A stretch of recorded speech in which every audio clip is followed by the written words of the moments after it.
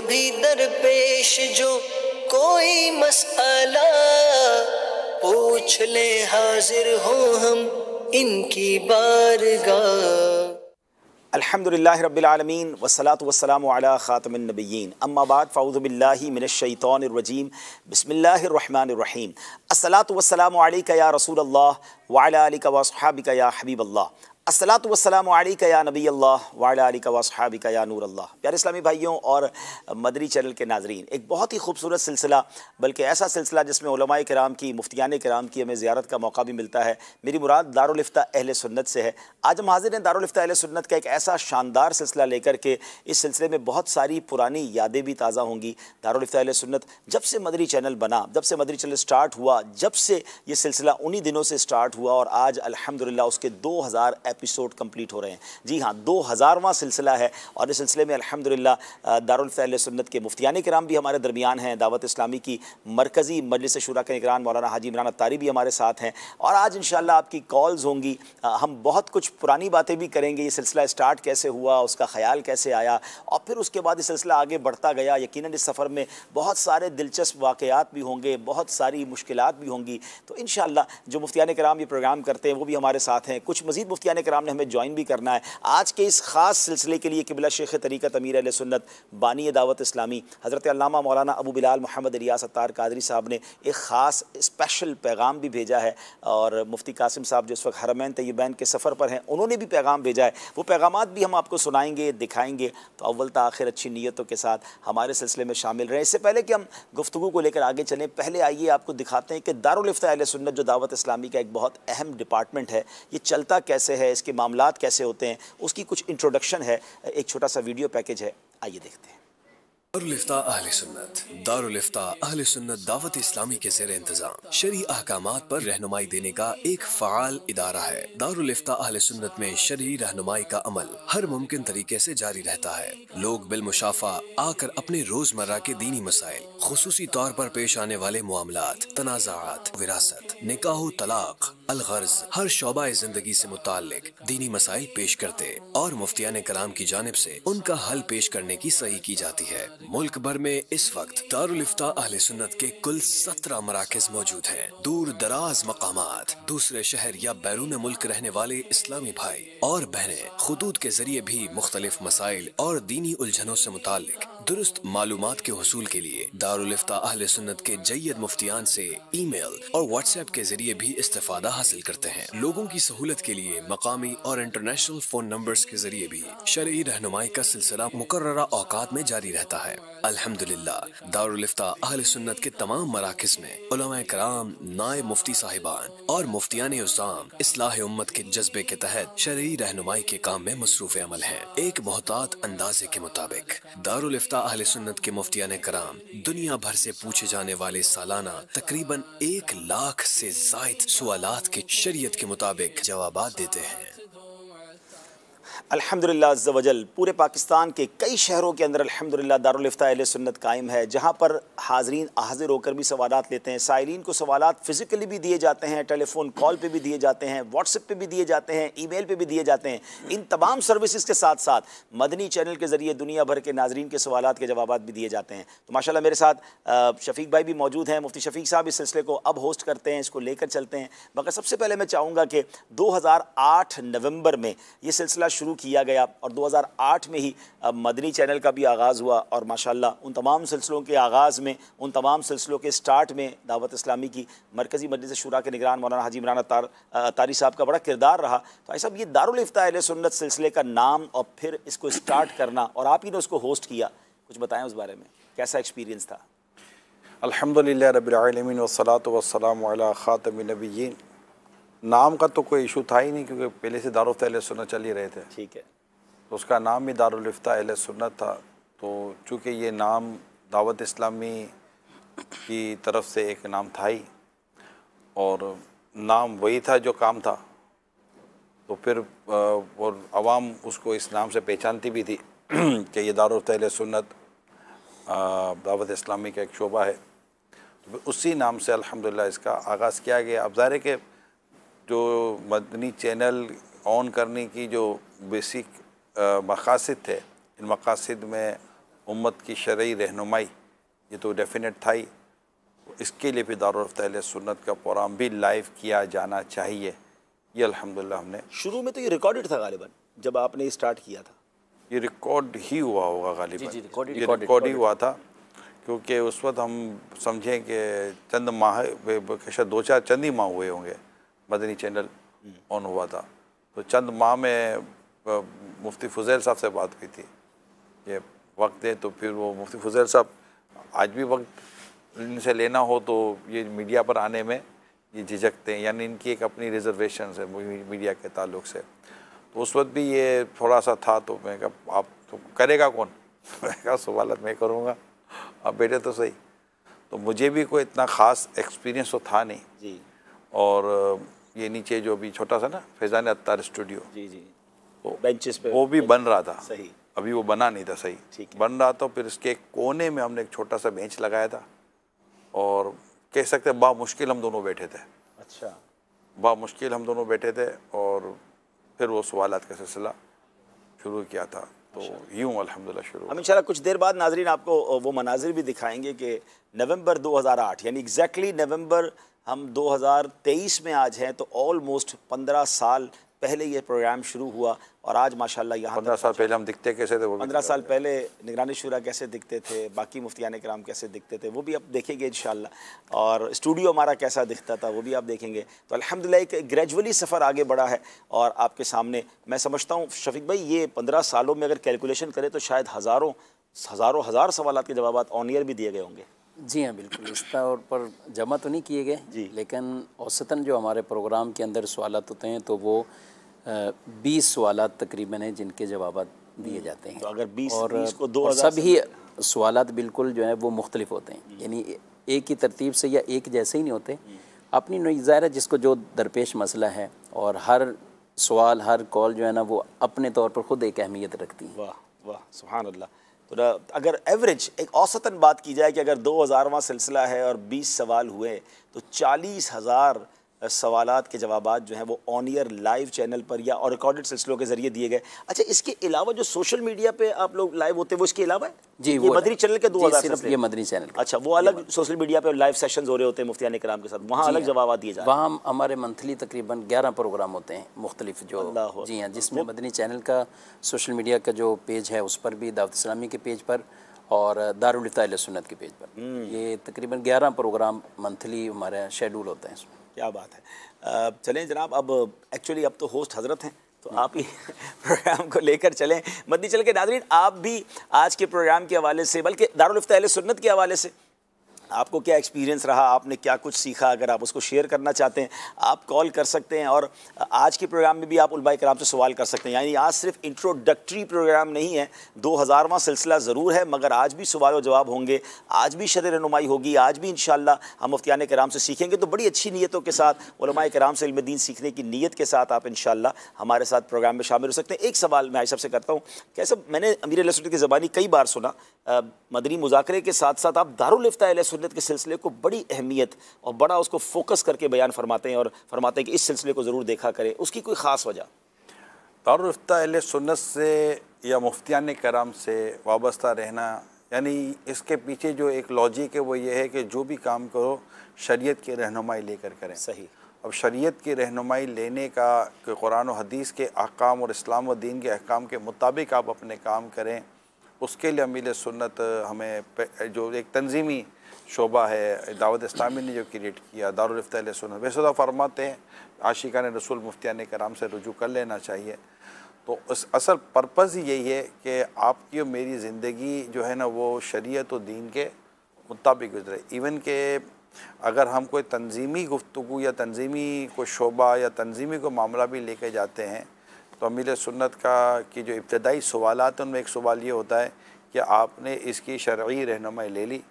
तो अब होता ही यही कि तकरीबन हम शरई रहनुमाई लेने के बाद ही हाजिर होते हैं या कोई बात के दौरान कोई ऐसी बात सामने आ जाती है जिसको कहते हैं कि तस्करे के दौरान कोई ऐसा नया मौजू सामने आ जाता है, तो फिर यही होता है कि आप इसकी शरई रहनुमाई ज़रूर हासिल कर लीजिएगा। तो फिर अल्हम्दुलिल्लाह शरई रहनुमाई तो पर बेसिक मकसद ही यही है कि हमारी ज़िंदगी दीन, शरीयत, इस्लाम और मज़हब के मुताबिक गुजरे, हम गुनाह से बच कर ज़िंदगी गुजारें। माशाल्लाह माशाल्लाह। आइए नाज़रीन, 2008 नवंबर में पहला सिलसिला दारुल इफ्ता अहले सुन्नत का हुआ था और जिसको होस्ट निगरान शुरा के ने फरमाया था और उनके साथ मुफ्ती फुज़ैल साहब दामत बरकातुहुम आलिया तशरीफ़ फरमा थे।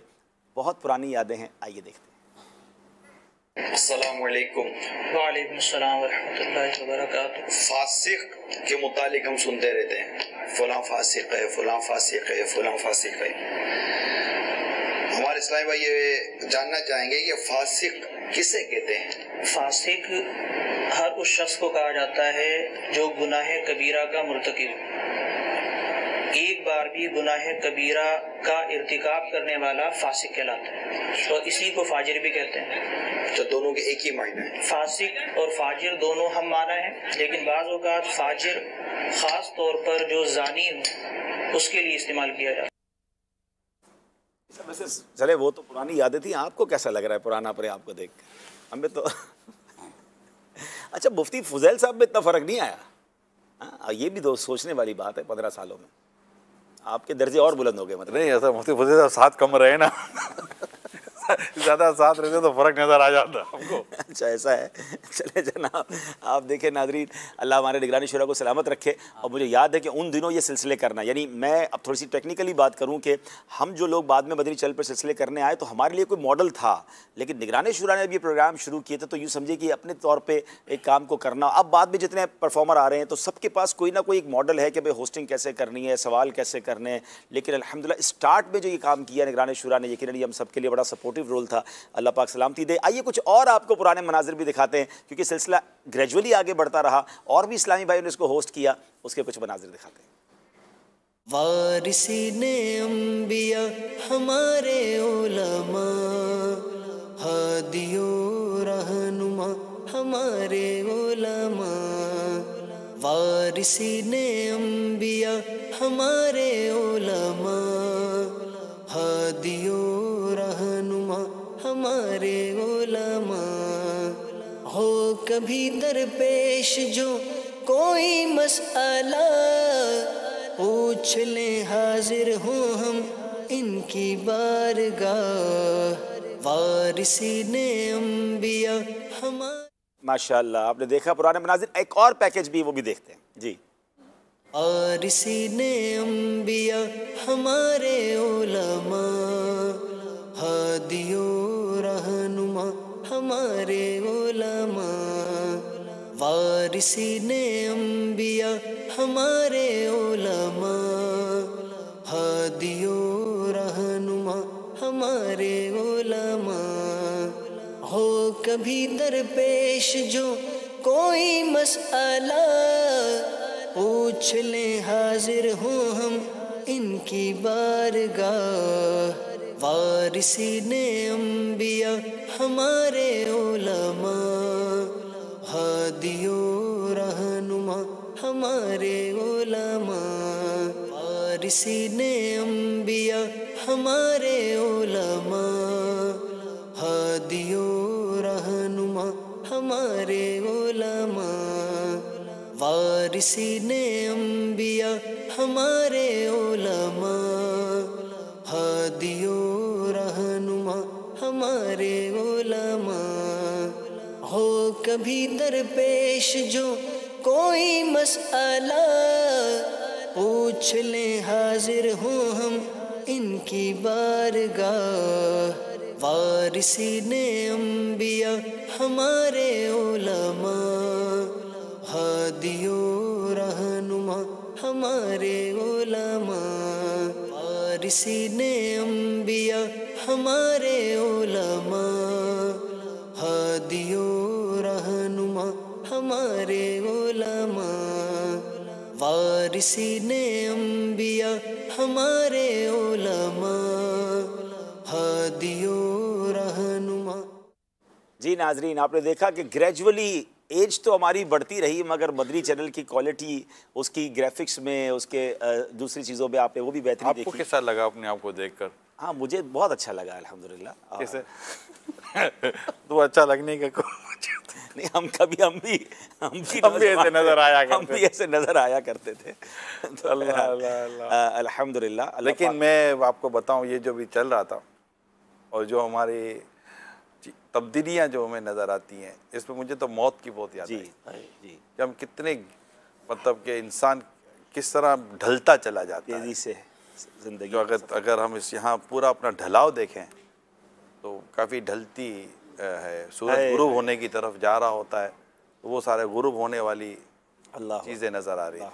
अल्लाह ईमान सलामत रखे, जब तक रखे, सेहत व आफ़ियत के साथ, ईमान के साथ रखे और आखिरी वक्त ईमान और आफ़ियत के साथ मदीने में मौत अता फरमाए। जी शफीक भाई, मज़ीद क्या दिखाएंगे, क्या सुनाएंगे हमारे नाजरीन को और क्या सवालात करेंगे? सवालात कुछ हमारे पास आए भी हुए हैं। दारुल इफ्ता अहले सुन्नत से मसला पूछने से क्या फ़ायदा वो मिलता है, तो एक सवाल है इसमें। जी आइए। मेरा नाम मोहम्मद इदरीस सत्तारी है। ज़िंदगी में एक ऐसा टाइम आया मेरी में कि मुझे घरेलू मामलात मेरे ख़राब हो रहे थे, मुझे तलाक देने की नौबत पहुंच गई। तो अल्हम्दुलिल्लाह दावत इस्लामी का मदनी माहौल था। मैं दारुल इफ्ता अहले सुन्नत गया, वहाँ से मालूमात की, तो मुफ्तियान इकराम को जो दावत इस्लामी के फ़ोन नंबर हैं दारुल इफ्ता के, उनके ऊपर भी फ़ोन किए। फ़ोन पे उन्होंने मुझे भेजा दारुल इफ्ता में, वहाँ पे गया तो उन्होंने मुझे यही फरमाया कि अगर तुम्हें तलाक देनी भी पड़े तो एक देनी है। बड़ा अरसा ये बात चलती रही कि क्या करना है, शायद कोई सुलह की सूरत निकल आए, मगर ना निकल सकी। फिर मैंने और गौर किया और फिक्र किया कि ये क्या करूँ मैं, अब क्या करूँ, 1 दूँ 2 दूँ 3 दूँ। तो फिर सोशल मीडिया के जो अकाउंट्स हैं, यूट्यूब के ऊपर पेजेस हैं, एक क्लिप मैंने सुना कि जब तलाक देने की नौबत आती है तो लोग जो होते हैं वो दबाव डालते हैं या पुश करते हैं कि तुम तीनों दो। अगर शौहर एक दे भी दे तो बीवी कहती है तुमने एक दी है तो तीनों दो। मैंने क्लिप सुना था और दीगर लोग भी कहते हैं,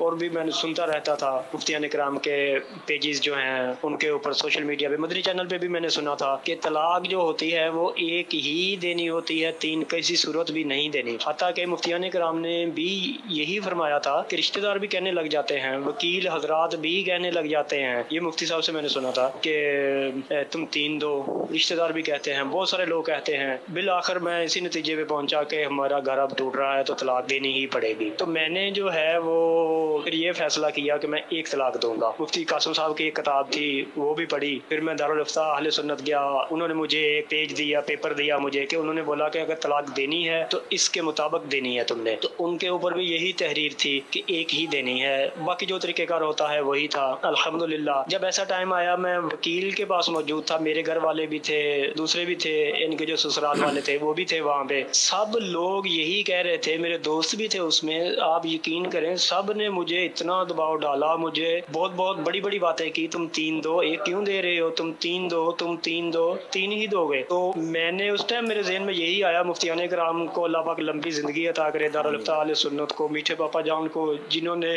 ये सब कुछ किया हमारे लिए, कि मैंने यही उस टाइम ज़हन में आया कि लोगों ने तो ऐसा ही कहना शुरू कर दिया, ये तो मुझे पहले मुफ्तियान इकराम बता चुके हैं, ये बात तो मैं सारी पहले देख चुका हूँ, सुन चुका हूँ, ये तो वही कुछ कर रहे हैं, अब मैं क्या करूँ। लेकिन मैं अड़ा रहा, मुफ्ती साहब की बातें सुनी हुई थी, पढ़ा हुआ भी था, 1 साल से ज़्यादा अरसा मैं इस बात पे लगा रहा था इसकी रहनुमाई लेने के लिए। तो फिर मैंने एक तलाक ही दी और आप हजूर वाला यकीन कर लें कि उसके बाद उसी दिन शाम को जब एक तलाक दे दी, उसी दिन शाम को मेरा दिमाग ऐसा टिकाने पे आया, कि मैंने कहा ये मैंने क्या कर दिया।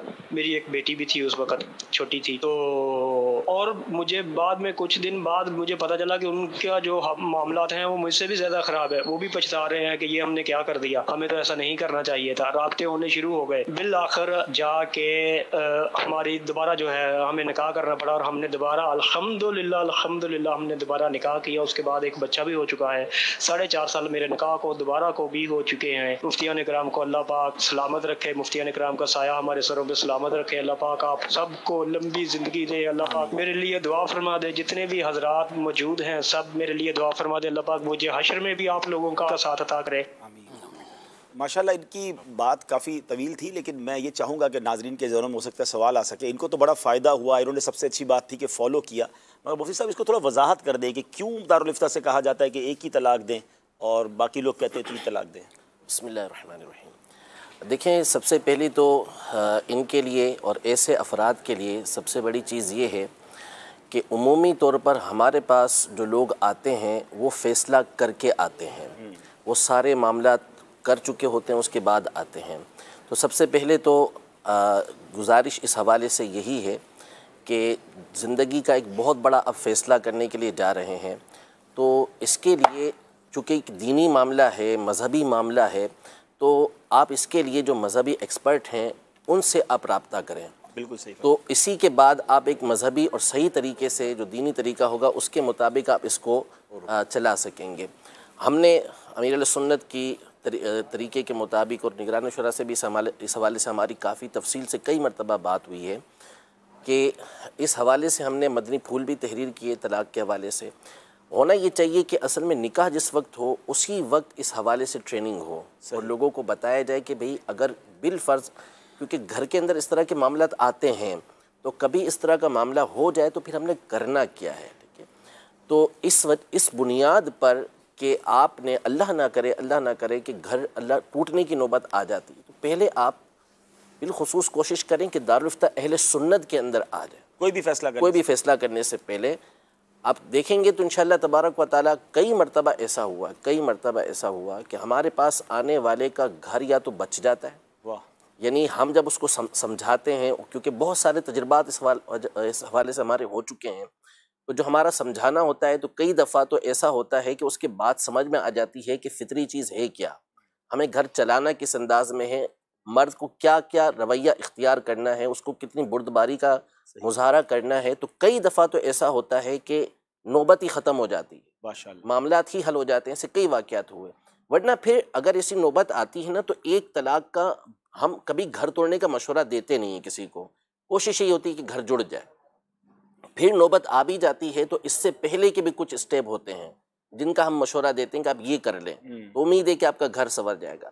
लेकिन अगर ये ना भी हो तो फिर इसके बाद एक तलाक का हम कहते हैं कि अब इंतहा ये है कि आप एक तलाक दें, इससे ज़्यादा ना दें। और इसके तजर्बे भी हमें मालूम हो चुके हैं, हमें मालूम है, जैसा कि इन्होंने बयान किया कि हमने सुना है कि इस तरह से जो है वो प्रेशर डाला जाता है। तो एक बहुत बड़ी तादाद है कि जो जाके कोर्ट के ज़रिए और जो कोर्ट के बाहर बैठे हुए लोग होते हैं उनसे पेपर बनवाती है, और वहाँ पर एक बना बनाया फॉर्मेट होता है, उसमें सिर्फ नाम लिखना होता है और वहाँ 3 तलाक़ें मेंशन होती हैं। अच्छा, तो नतीजा क्या निकलता है कि वो तलाकनामा बनवाते हैं और 3 तलाक़ों के नीचे साइन करके फिर अपना सारा मामला ख़राब कर लेते हैं, और उसके बाद फिर जो रुजू होता है वो मुमकिन नहीं रहता। वो उसके फिर तरीका वो होता है कि लोग परेशान होते हैं।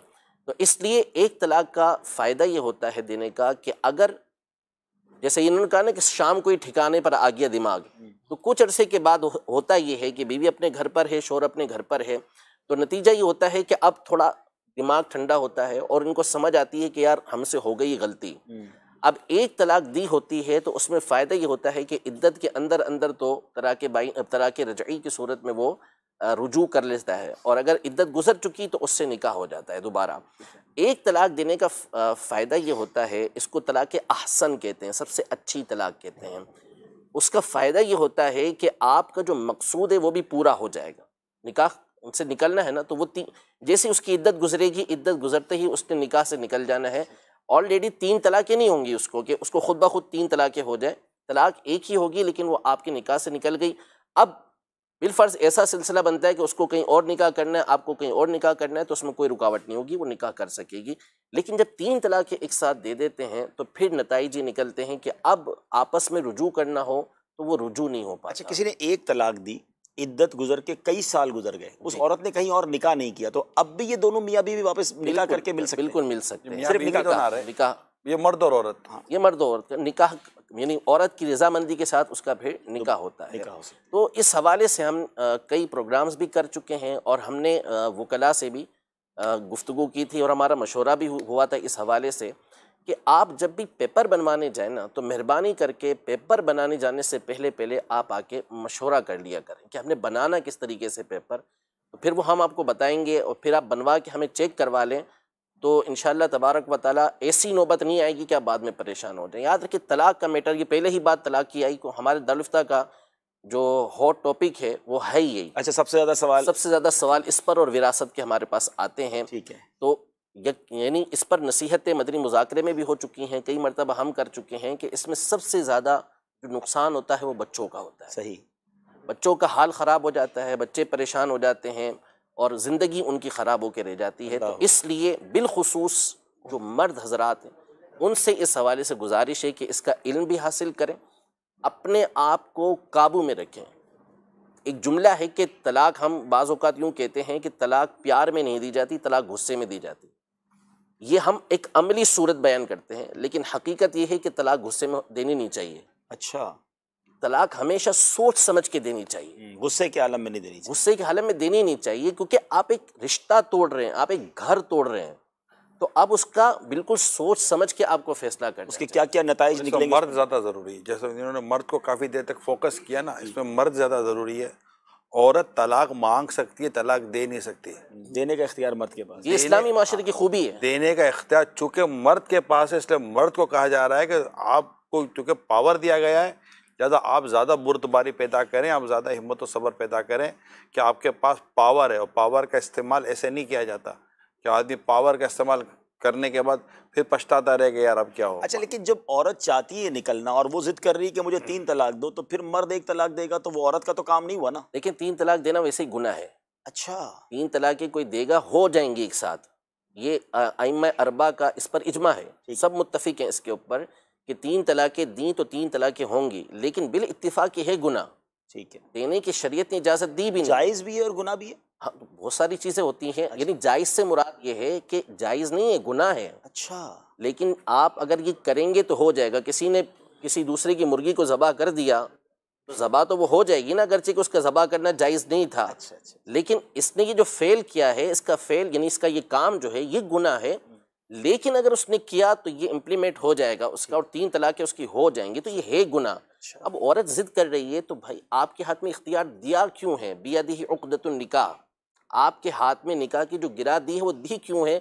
आपको अर्रिजालु कव्वामून अलन निसा, औरतों के ऊपर आपको हाकिम बनाया क्यों गया है? तो वो तो औरत है, वो तो मुतालबा कर रही है, तो फिर आप भी औरत बन के उसको तलाक दे रहे हैं। तो आप मर्द हैं तो मर्द बने ना, मर्दों वाली शान पैदा करें, अपने अंदर कुव्वत बर्दाश्त पैदा करें। माशाल्लाह, माशाल्लाह। चलें, मसले उनकी कॉल के ज़रिए उनको जो फ़ायदा हुआ वो भी पता चला और बहुत सारे नाजरीन को ये मसला भी पता चला। और निगरानी शुरा ने जो बात फरमाई ना, बड़ी कमाल की बात है कि जब आपको ये इख्तियार दिया गया है तो फिर बुर्दबारी भी हो और वो जज्बातीपन ना हो, और इस बात को एहसास करना चाहिए। वाकई घर जब टूटता है तो बच्चों का बहुत बड़ा नुकसान होता है। अगली कॉल की तरफ चलेंगे जी, मज़ीद एक कॉल और लीजिएगा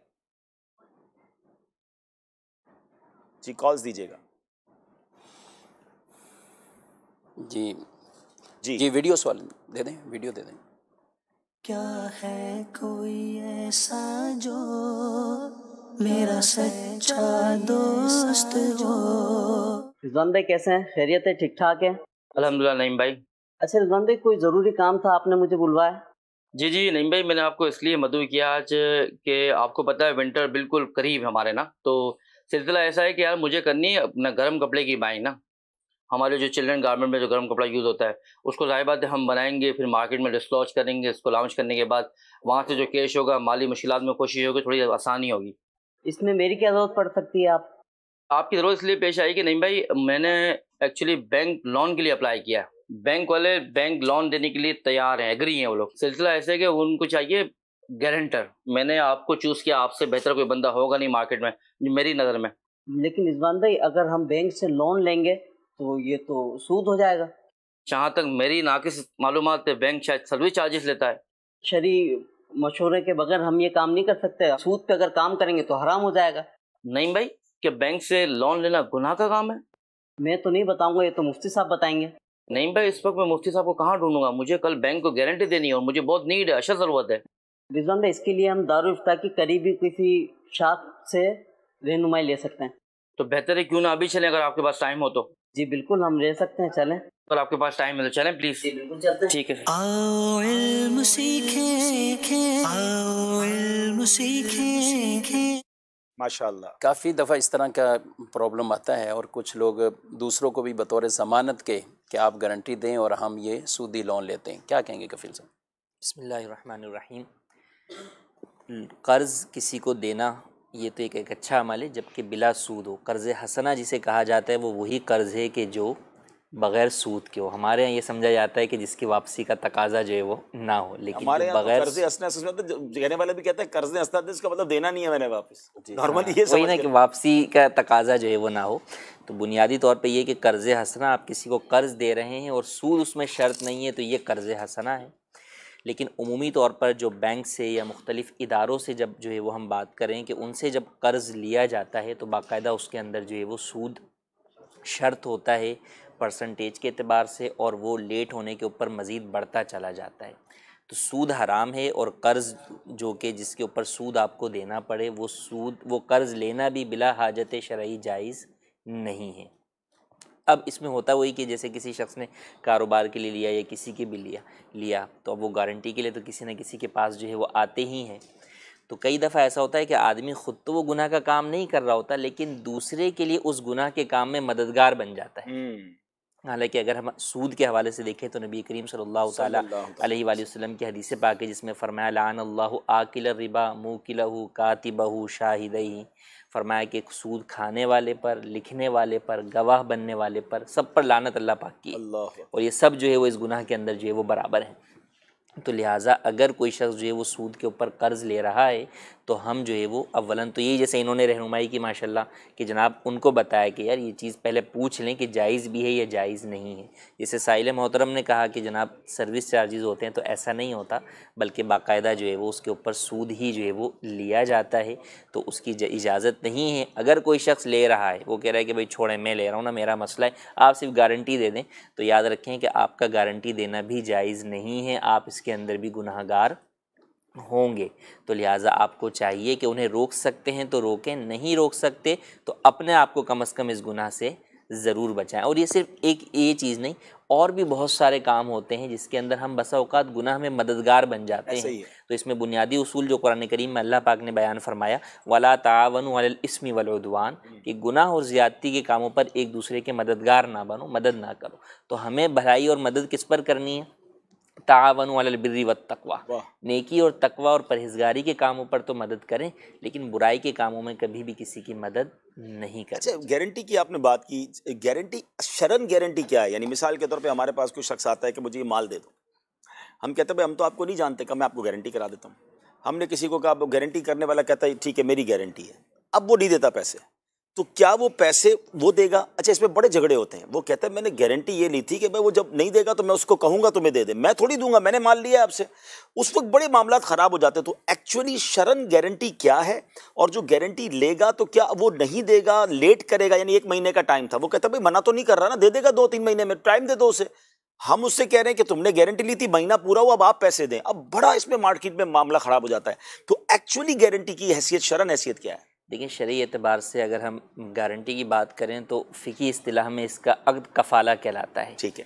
वो अगर कफ़ालत का अक़्द वाकई अपने उसूल व ज़वाबित के साथ होगा तो फिर यही जिम्मेदारी जो है वो बन जाएगी कि ये इसके ऊपर जो है वो आ जाएगा। ठीक है, वो नहीं देगा तो ये देगा। उमूमन जो हमारे यहाँ होता है वो उस अक़्द के तमाम शरई तकाज़ों के मुताबिक नहीं होता। अच्छा, गारंटी के बाकायदा कुछ तकाज़े हैं? बिल्कुल, वो पूरा एक अक़्द है। जिस तरीके से जो है हम इसी तरह हवाले का अक़्द होता है ना, कि हम कहते हैं कि यार मेरी जगह ये पैसे दे देंगे, ठीक है, तो हम अपनी पेमेंट गोया कि जो है वो उसके वो एक्सेप्ट कर लेते हैं। तो जिस तरह ये एक हवाला है, इसी तरीके से कफ़ालत का एक पूरा अक़्द होता है, और वो शख्स जो कफ़ील बनता है, यानी जो आप भी कफ़ील हैं, आप गारंटी हमारे जो मार्केट प्रैक्टिस से यहाँ इसको नहीं देखा। मिसाल अब्दुल हबीब भाई ने आपको एक मिसाल दी कि इन्होंने ज़मानत ले ली, अब वो पैसे नहीं दे रहा, तो कह रहे मैंने ज़मानत इसलिए दी कि मैं उसको कह दूंगा। तो मैं कह तो मैं भी सकता हूँ, जी, मैं तुम्हारा साथ दूंगा, मैं तुम्हें निकलवाने। अगर अगला जामीन ये कह दे भाई मेरी ज़मानत का मतलब ये था कि वो नहीं देगा तो मैं इसको कहूँगा दे दो, तो उसने माल देने के बाद उसकी कोई बातचीत थोड़ी बंद हो गई थी।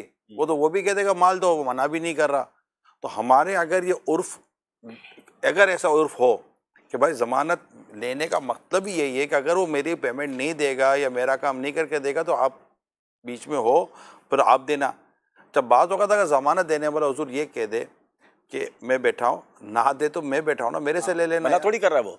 तो मैंने मुझे दिया कि इसको दिया, बात एक ही है, दे के भूल जाओ मैं बैठा हुआ हूँ।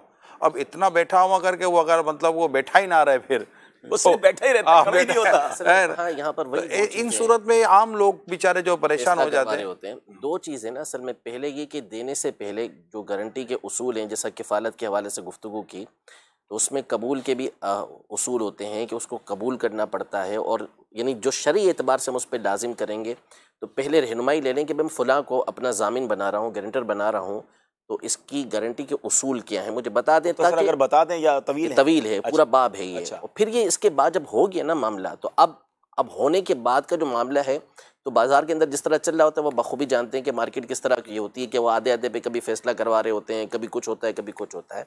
तो इस हवाले से भी फिर हर केस जो होगा उसको उसकी हैसियत से देखा जाए। हमारे यहाँ मैं आपको बताऊं कि कई जगह पर ऐसा होता है, तो दावत इस्लामी के इदारों में कभी या कोई शख्स कर्ज जो है वो लेता है, एम्प्लॉयज़ भी हमारे उन्हें दिया जाता है, तो हमने बाकायदा उसके अंदर उस चीज़ की वजाहत की हुई है कि ज़ामिन से मुराद क्या है और आप पर क्या क्या पाबंदियाँ लाजिम आ जाएंगी, आप ज़ामिन बनोगे तो। जी तो वो उसे पढ़कर देखे साइन कर रहा है ना, एक फ़कत लफ्ज़ गारंटी या कफ़ालत वो नहीं, तो उसको पढ़कर उसके शराइत उसूल ज़वाबित को देखते हुए जब वो साइन करता है तो फिर अंडरस्टूड सी बात है कि उसके ऊपर वो आम जनरल पब्लिक जो हमें देखती है सुनती है, तो जैसे इस वक्त आप और हम बातचीत कर रहे हैं, तो इस वक्त कोई मतलब बैठा होगा सर पर हाथ रख कर होन की करिए लिखवाया तो नहीं था पहले कुछ भी। तो इतनी आपस के अंदर एक अंडरस्टैंडिंग होती है और इतनी रूटीन वाइज एक काम हो रहा होता है, और मार्केट बहुत फास्ट ट्रैक पर जा रही होती है, और मतलब इसमें इतना वो स्पेस मिलता भी नहीं। गारंटी का लफ्ज हो देगा हमारे यार देगा तो मेरी गारंटी है तुम दे दो, मेरी गारंटी ये दे देगा, मेरी गारंटी दे देगा। तो इसमें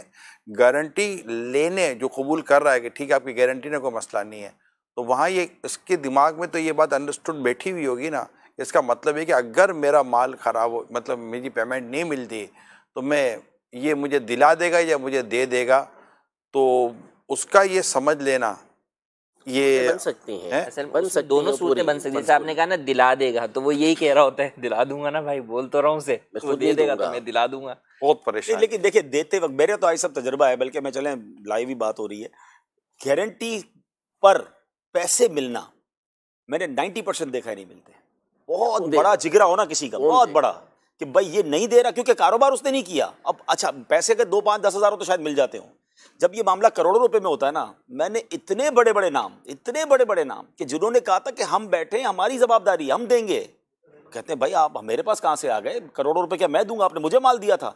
हम कहते हैं आपने गारंटी ली थी, तो कहते हैं ठीक है गारंटी ली थी, मैं उसको कह देता हूँ, अभी मना तो नहीं कर रहा ना, मैं दिला दूंगा, मैं आपके साथ खड़ा हूँ, आखिर हक तक आपके साथ खड़ा हूँ। आप मेरे साथ खड़े, मुझे तो किसी को पैसे देने। मैंने घर बिकते देखे आए सब लोगों के, गारंटी। अच्छा गारंटी भी इतने बड़े बड़े नाम, तो ये बहुत कम लोग हैं जिन्होंने अपने पैसे निकाल के दे दिए कि ठीक है ये नहीं दे रहा तो मैं दे दूं। तो मेरा मशवरा ये है कि गारंटी पर भी किसी को अगर पैसे दे रहे हैं तो अपनी तरफ से भी कोई इंतजाम करके रखें। होता बड़ा मुश्किल है मामला, ये लोग देते बड़ी मुश्किल बात। आपको भी मार्केट में आप बैठे हैं, शफीक भाई भी मार्केट में बैठे जी, जो जैसे हाजी साहब ने फरमाया ना कि मैं दे दूंगा, ये तो बिल्कुल कबूल ही है। हाँ, कि मैं दे दूंगा का मतलब यही है कि इसने कबूल कर लिया है। अब जैसे मुफ्ती कफील साहब ने बयान फरमाया ना कि उसके तमाम चीज़ों को मलहूज़ रखते हुए, अगर मलहूज़ ये था कि मैं इसका गारंटर इस एतबार से हूँ कि अगर ये नहीं देगा तो मैं दूंगा, तो फिर इस सूरत में कबूल है। और अगर मार्केट में राइज ही यही है कि ये कबूल इस तरह नहीं होता है कि कोई अगर ये बोल देता है कि जो है मैं बैठा हूँ, अब ये वाज़े नहीं किया उसने, मैं बैठा हूँ का मतलब ये है कि मैं आपकी सिफारिश करूँगा, आपका मावन मददगार बनूँगा निकलवाने में, सिफारिश में, या ये है कि मेरे ज़राए ऐसे हैं कि मैं इससे निकलवा लूँगा।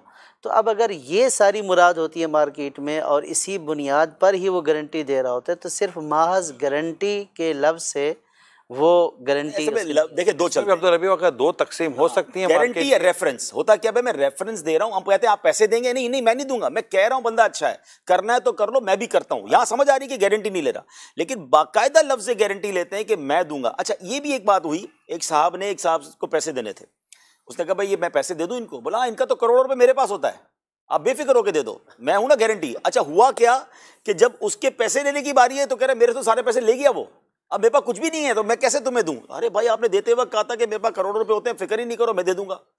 ये तो अगर इससे क्या दो तकसीम हो सकती है मुफ्ती साहब, एक जैसे कि मैंने किसी को कोई चीज़ दी, अब मैं एक गारंटी वो है जिसके पता है कि ये कोई इसका पैसा वैसा नहीं है, ताल्लुकात ऐसे हैं, तो ये मुझे पैसा दे नहीं सकता, पैसा निकलवा देगा।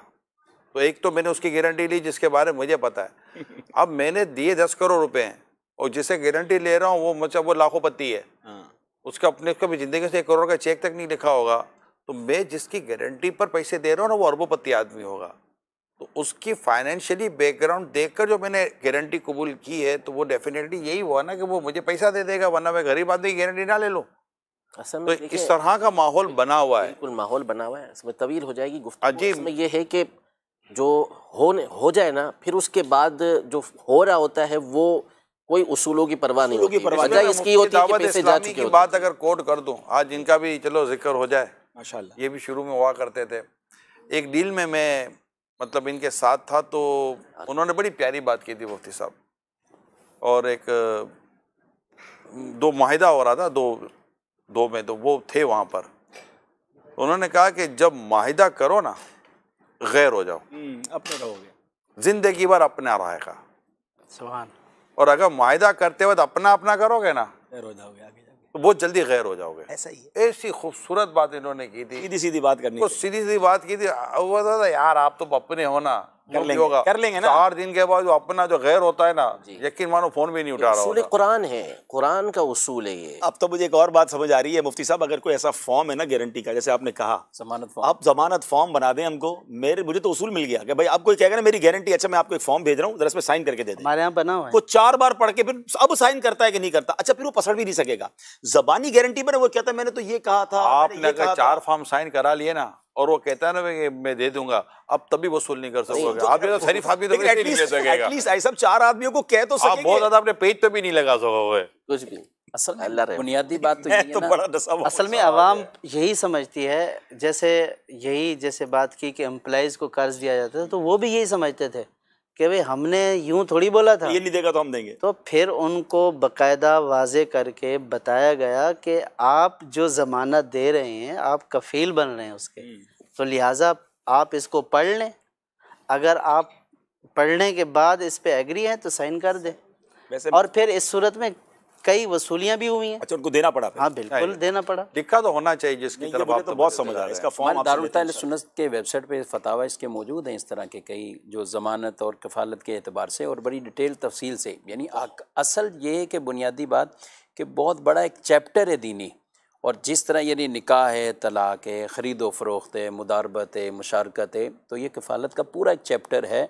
और कब वो बातिल हो जाती है, कब नहीं बातिल होती, यहाँ तक कि बात अगर वो लाजिम हो गई तो इंतकाल होने की सूरत में भी उसकी विरासत से ये माल अदा किया जाएगा। अल्लाह। यानी अगर जिसने ज़मानत ली, गारंटी ली है, अब वो इंतकाल उसका हो गया है, तो जैसे दीगर कर्ज़े जैसे अदा किए जाते हैं तो वहाँ पे भी उनका हक बनता है और वो तकादा। तो पूरा जब इसको वाकई अगर नाज़रीन किराम भी इसको संजीदगी के साथ यूँ जो भी किसी की ज़मानत लें, गारंटी लें या दें, और इसमें तो पहले के दौर में वो कफ़ालत बिन नफ्स भी थी, किसी की जान की भी, इस तरह की भी। अब उसके ऊपर कोई हुदूद का मामला है, कुछ और इस तरह की ना, तो उसकी भी उसके अहकामत अलग अलग हैं कि भी कहाँ इस पर क्या जारी होगा क्या नहीं होगा, लेकिन ये भी बाकायदा इसी टॉपिक। अब्दुल हफीज़ ज़बान की पासदारी के जो कहा निभाएंगे, इस पर मुझे एक वाक़या याद है, बड़ा मुख्तसर सा वाक़या है कि एक शख्स को पुराना, सदियों पुराना वाक़या है, उसकी मतलब के जान ले ली जाएगी ये तय हो गया। तो जो हाकिम था उसके यहाँ से ही फैसला हुआ कि इसको जान ले। तो उसने कहा कि मैं पहले पानी पी लूँ और मुझे जब तक मैं पानी पी ना लूँ मेरी जान ना ली जाए। तो कहा ठीक है, उसको पानी पेश किया गया। तो अब तो मैं पानी नहीं पीऊँगा, उससे पानी आखिर तक नहीं किया, उसकी जान नहीं ली गई। तो कुछ अरसे बाद तो पीना पड़ा होगा ना। वो पानी पिया ही नहीं उसने, अल्लाह। सो पानी नहीं पिया। वो इतना खूबसूरत वाक़या, 2-2.5 सफ़े का पूरा एक वाक़या है, मगर वहाँ जो बात बयान की गई ना, वो ये बयान की गई कि एक वक्त था कि अगर कोई ज़बान दे दे तो अपनी ज़बान की पासदारी कितनी की जाती थी। जैसे एक शख्स कातिल को ढूंढ रहा था, अब कातिल को वो शक्ल से तो पहचानता नहीं था। अब कातिल जब उसके सामने आया तो उसने कहा कि तू बहुत परेशान है, खैरियत? तो उसने सारी स्टोरी बताया कि इस तरह मैं इस आदमी को ढूंढ रहा हूँ। बोला अगर मैं उसको तुझे बता दूँ तो फिर जो मैं कहूँगा तो मेरी बात मानेगा? बोला हाँ। बोला वो मैं ही हूँ। तो तू है? हाँ। बोला तो क्या चाहता है? बोला मुझे माफ़ कर दे। माफ़ी करवा ली उसने। ये मेरे माजी के जो वाक़यात पढ़े ना, कि लोग अपनी दी हुई जबान पर देना बस डट जाते थे, यानी कातिल को भी माफ करना पड़े तो माफ कर देते थे, जबान से नहीं फिरते थे। मार्केटों में भी पहले ऐसा ही था, लोग अपना घर बेच देते थे, चीजें बेच, लेकिन जो देना है वो देते थे, लेकिन अब बहुत बुरा हाल हो गया है।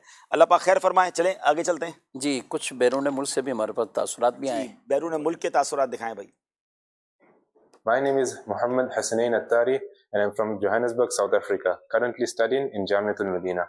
I would like to congratulate the team of Darul Ifta Ahl Sunnat on completing 2000 episodes today. Darul Ifta Ahl Sunnat is such a program in which we learn different masail from Muftiyain Ikram on Madni channel. Thank you Dawat Islami, thank you Amir Ahl Sunnat. मेरा नाम आसिम मदनी है, मैं Jamiatul Medina Johannesburg south Africa में मुदर्रिस हूँ।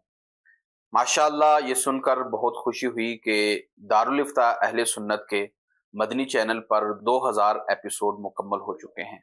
दावत इस्लामी का शुक्रिया जिन्होंने हमें मदनी चैनल दिया, और मदनी चैनल का शुक्रिया कि जिन्होंने ये शोभा मदनी चैनल पर अता किया। Nabila Attari from South Africa, Cape Town. I'd like to extend my warmest congratulations on the completion of 2000 episodes on our beloved Madani channel known as Darul Ifta Ahl Sunnah. Mubarakbad to all the Muftiyana Ikram and the entire team members.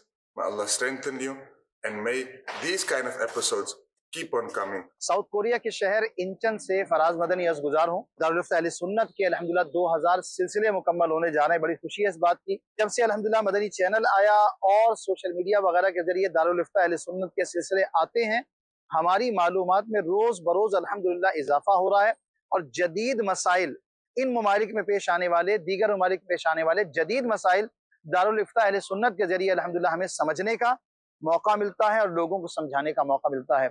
Syed Hasnain रजा अत्तारी अल्हम्दुलिल्लाह अज़्ज़ा वजल इस वक्त हम south Korea के शहर Incheon में दावत इस्लामी के Faizan Medina Madani मरकज के सामने मौजूद है। अल्हम्दुलिल्लाह इस मुल्क में रहते हुए दावत इस्लामी ने दीन की रहनुमाई करना आसान कर दिया। दावत इस्लामी का बेहतरीन शोबा दारुल इफ्ता अहले सुन्नत के 2000 सिलसिले मुकम्मल होने जा रहे हैं। हम सब दावत इस्लामी मदनी चैनल और ख़ासकर मुफ्तियान किराम की तमाम टीम को मुबारकबाद पेश करते हैं। मुफ्ती साहब की बारगाह में सवाल ये है, इस मुल्क में क्योंकि सर्दी बहुत ज़्यादा होती है और बसा औकात माइनस में भी काफ़ी ऊपर टेम्परेचर चला जाता है, तो क्या वुज़ू करते हुए बहुत ज़्यादा सर्दी हो तो वुज़ू की जगह तयम्मुम किया जा सकता है, या वुज़ू और गुस्ल में कुछ रियायतें सर्दी में मिलेंगी? ये इरशाद। मुफ्ती साहब सर्दी बहुत है, क्या फरमाते हैं? अब अगर चूँकि वुज़ू जो है इसमें पानी का इस्तेमाल करना होता है, गुस्ल में भी पानी का इस्तेमाल करना होता है। अगर कोई असल इस्तेमाल यानी वुज़ू और गुस्ल पर कुदरत ना रखता हो तो कुदरत ना रखने की एक सूरत ये होती है कि पानी ही से बहुत दूर है। अच्छा, एक सूरत ये होती है कि पानी मौजूद है लेकिन उसके इस्तेमाल करने की वजह से इस आदमी को ज़रर लाहिक होगा, जो इसका बारहा मुशाहदा तजर्बा है। तो अब लाहिक होगा, ज़रर लाहिक होने से मुराद ये है कि जैसे इस वक्त ठंड इतनी है कि गर्म पानी भी मुयस्सर नहीं है, ठंडा पानी है, और ठंडा पानी वुज़ू करने की वजह से इसको नज़ला हो जाएगा, बुखार हो जाएगा, ये इसका तजर्बा है। या अभी हल्का फुल्का काबिल बर्दाश्त बुखार है, वुज़ू ठंडे पानी से करने की वजह से शदीद बढ़ जाएगा। अच्छा, अभी बुखार है, ट्रीटमेंट के ज़रिए से जल्दी सही हो जाएगा, लेकिन ठंडा पानी वुज़ू में गुस्ल में इस्तेमाल करने की वजह से बीमारी लंबी हो जाएगी। ये इसका अपना एक तजर्बा है। या इसे तबीब हाज़िक मुसलमान डॉक्टर ने इसको ये कहा है कि इस वक्त आपकी कंडीशन ऐसी है कि ठंडा पानी आपके लिए मुज़िर है, या तो आप गर्म पानी से वुज़ू करें, और ये ऐसी जगह है जहाँ गर्म पानी का भी एहतिमाम नहीं। तबीब हाज़िक माहिर डॉक्टर तो अपने पेशा जो डॉक्टरी के पेशे में महारत तामा रखता है, तो इसकी तरफ से उसको ये एडवाइस की गई है, तो अब वो वुज़ू या गुस्ल में तयम्मुम कर सकता है। अच्छा, तयम्मुम के अंदर जो दो अहम चीज़ें हैं, एक है चेहरे का मसाह करना और दूसरा दोनों हाथों का कोहनियों समेत मसाह करना, और एक चीज़ है नीयत का होना। नीयत का माना यह है कि आप ये नीयत करेंगे कि मैं पाकीज़गी हासिल करने के लिए तयम्मुम कर रहा हूँ, या ये नीयत करेंगे कि मैं इसलिए तयम्मुम कर रहा हूँ ताकि मैं नमाज़ पढ़ सकूँ। तो इस तरह की नीयत के साथ हम तयम्मुम करेंगे। लेकिन तयम्मुम के लिए हम इस तरह जैसे पेनाफ्लेक्स बिछा हुआ है इस पे तयम्मुम नहीं करेंगे, प्लास्टिक की किसी चीज़ पे, शीशे की किसी चीज़ पे तयम्मुम नहीं करेंगे। मिट्टी या मिट्टी की जिन्स से जो चीज़ें हों, ज़मीन या ज़मीन की जिन्स से जो चीज़ें हैं तो उससे तयम्मुम किया जाएगा। मिसाल के तौर पे अगर दीवार है या संगे मरमर का टाइल लगी हुई है, फ़र्श है या दीवार है, तो उस पर दोनों हाथ कुशादा कर लें और 3 मरतबा उस जगह, उस पत्थर पर या उस चीज़ ज़मीन पर हाथ मारें। अगर मिट्टी ज़्यादा लग गई तो उसको झाड़ लें, लेकिन ऐसे ना झाड़ें, इस तरह से झाड़ें। अब चेहरे का मसा करना है तो चश्मा उतार दिया जाए। तो अब ये अच्छी तरीके से चेहरे का मसा करेंगे। जो वुज़ू में जितना चेहरा धोना ज़रूरी है उतने हिस्से पर ये मसा हो जाए। अब इसके अंदर नाक, पलकें, भवें, इन सब पे अच्छी तरह हाथ फिर जाए। ये हो गया चेहरे का मसा तयम्मुम में। और अब दूसरा है कोहनियों समेत हमने मसा करना है, तो इसके लिए घड़ी उतार लें, आस्तीन अच्छी तरह ऊपर चल कर लें, फिर दोबारा ज़मीन पे 3 मरतबा। ये सुन्नत है। हाथ को मारने के बाद अब हम सीधे हाथ का मसा करेंगे, फिर इसी तरह उल्टे हाथ का मसा करेंगे। लेकिन इसमें इस बात का ख्याल रखना है कि वुज़ू में जो हिस्सा धोना फ़र्ज़ था, तयम्मुम में उस हिस्से पे तयम्मुम के लिए हाथ फेरना भी ज़रूरी होगा। तो अब हाथ अच्छी तरीके से फेरा जाएगा कि कोई हिस्सा हाथ का कोहनियों समेत रह ना जाए, उंगलियों में खिलाल वगैरह भी कर लिया जाए। इस तरह से ये तयम्मुम हो गया। अब ये तयम्मुम से नमाज भी पढ़ सकते हैं, तिलावत कुरान भी कर सकते हैं, कुरान हाथ में लेकर छू भी सकते हैं। बिलफर्ज जैसे इन्होंने पूछा है सवाल, सर्दी ज़्यादा है, अब कुछ ऐसे ज़राए मतलब गर्म पानी मुयस्सर है या इंतज़ाम हो सकता है, या ठंडे पानी से वुज़ू होने के बाद कोई गर्म लिहाफ, कोई ऐसी चीज़ कि अपने आप को तपिश दे दी, इससे भी गुजारा चल सकता है। नॉर्मल नज़ला बुखार की अगर हम बात करें तो तकरीबन हर दूसरे आदमी को ये शिकायत रहती है। हाँ, बाद वक़्त कोई उज़्व तलफ़ होने का अंदेशा है, ये कोई हिस्सा जिस्म का जहाँ भी वुज़ू करना है, हाथ क्या ज़ाया ख़त्म ज़ाया होने का, बिल्कुल। तो अगर इस तरह के कोई मामला हो तो क्या कहते हैं आप? जहाँ पर वुज़ू करने या गुस्ल करने पे कुदरत किसी भी तौर पे हमें हासिल है, अब उसकी एक सूरत जैसे आपने कहा कि गर्म पानी अवेलेबल है, आदमी गर्म पानी में वुज़ू कर सकता है, गुस्ल कर सकता है, तो बीमार नहीं होगा, तो अब उसको गर्म पानी से ही वुज़ू गुस्ल करके नमाज़ पढ़नी होगी। अब तयम्मुम की इजाज़त नहीं है। आपने जैसे रेक्सिन का फरमाया, जैसे रेक्सिन यहाँ बिछा हुआ है, इस पर अगर मिट्टी रखी हुई है, गर्द है, अगर ऐसा है कि इस मैं यहाँ इसको मारता हूँ, साफ़ सुथरा नहीं हुई है, अभी तो क्या साफ़ सुथरा हुआ है, ठीक है, मगर अगर साफ़ नहीं है वो खोलते हैं हम ऐसे हम दरी खोलते हैं, हमारे मुँह दरियाँ बिछाई जाती है तो वो मिट्टी होती है उसके अंदर, जैसे हम करते हैं तो धूल उड़ती है। अब अगर कोई चीज़ ज़मीन की जिन्स से नहीं है, ठीक है, अब उस पर इतनी डस्ट पड़ी है, मिट्टी की जिन्स से नहीं है, मिट्टी की जिन्स, ज़मीन की जिन्स से नहीं है, तो अब अगर वो उस पर इतनी धूल मट्टी पड़ी है, गर्द गुबार पड़ी है कि हाथ मारने से वो उड़ती है, तो फिर हमारे हाथों पर भी धूल गर्द गुबार आ जाएगी। तो अब उसके ज़रिए भी तयम्मुम हम कर सकते हैं। और अगर बिल्कुल साफ़ शफ़ाफ़ कोई प्लास्टिक है या कांच है, शीशा है, तो उस पर हम तयम्मुम नहीं कर सकते, क्योंकि तयम्मुम के लिए जिस चीज़ से तयम्मुम की इजाज़त है वो चीज़ ऐसी हो जो आग में जलने से पिघले नहीं, आग में जलने से राख ना हो, सुकड़ती ना हो। तो इस तरह की चीज़ों से पता चल जाता है कि ये चीज़ ज़मीन की जिन्स में शामिल है या नहीं। अच्छा, धूल मट्टी का जैसे आपने फरमाया, ऐसी ज़मीन है जो बहुत साफ़ सुथरी है, उसमें मट्टी है ही नहीं, तो भी हो सकता, तो भी हो जाएगा, क्योंकि ज़मीन पे तो है, ज़मीन है, टाइल, लेकिन उसमें कोई मिट्टी नहीं है, हमारे हाथ पे लगेगी नहीं कर दो, बिल्कुल संगे मरमर बिल्कुल साफ़ शफ़ाफ़ है, हम उस पर अगर तयम्मुम करते हैं और कोई गर्द गुबार नहीं आता, तो चूँकि हम जिनसे ज़मीन से तयम्मुम कर रहे हैं तो अब इसके लिए गर्द गुबार मट्टी का होना ज़रूरी नहीं है। कई मोहतात लोग हैं ना जो नमाज के पाबंद हैं, जब वो उनका कोई ऑपरेशन हो ना, तो ऑपरेशन के वक्त वो अपने साथ इस तरह कोई ना कोई मिट्टी से, हमारे अमूमन इस्लाम में मिट्टी की प्लेट ले जाते हैं या कोई मार्बल का पीस ले जाए, कोई ऐसी चीज़ ले जाएंगे क्योंकि पता है कि हम बेड से उतर नहीं सकेंगे, तो हम हमें हो सकता है कि शायद पानी से वुज़ू करने की इजाज़त भी ना हो। अब उन्होंने अपने उस कैफियत में नमाज भी नहीं कज़ा होने देनी, तो वो बाकायदा अपने सामान, जिस तरह अमूमन हम जाते हैं तो प्लेटें ले जाते हैं, थैलियाँ ले जाते हैं, बहुत कुछ ले जाते हैं, तो अगर इस तरह का कोई चीज़, तो नमाज काम आता है, ट्रेवल में काम आता है। कोई भी ऐसी चीज़ हो कि आप और हम मिट्टी के, ये जो बताया गया है कल रात ही मैं एक मरीज़ की इयादत के लिए गया था, तो उनके साथ कुछ इश्यूज़ थे, हालांकि रात लेट हो गया था मैं।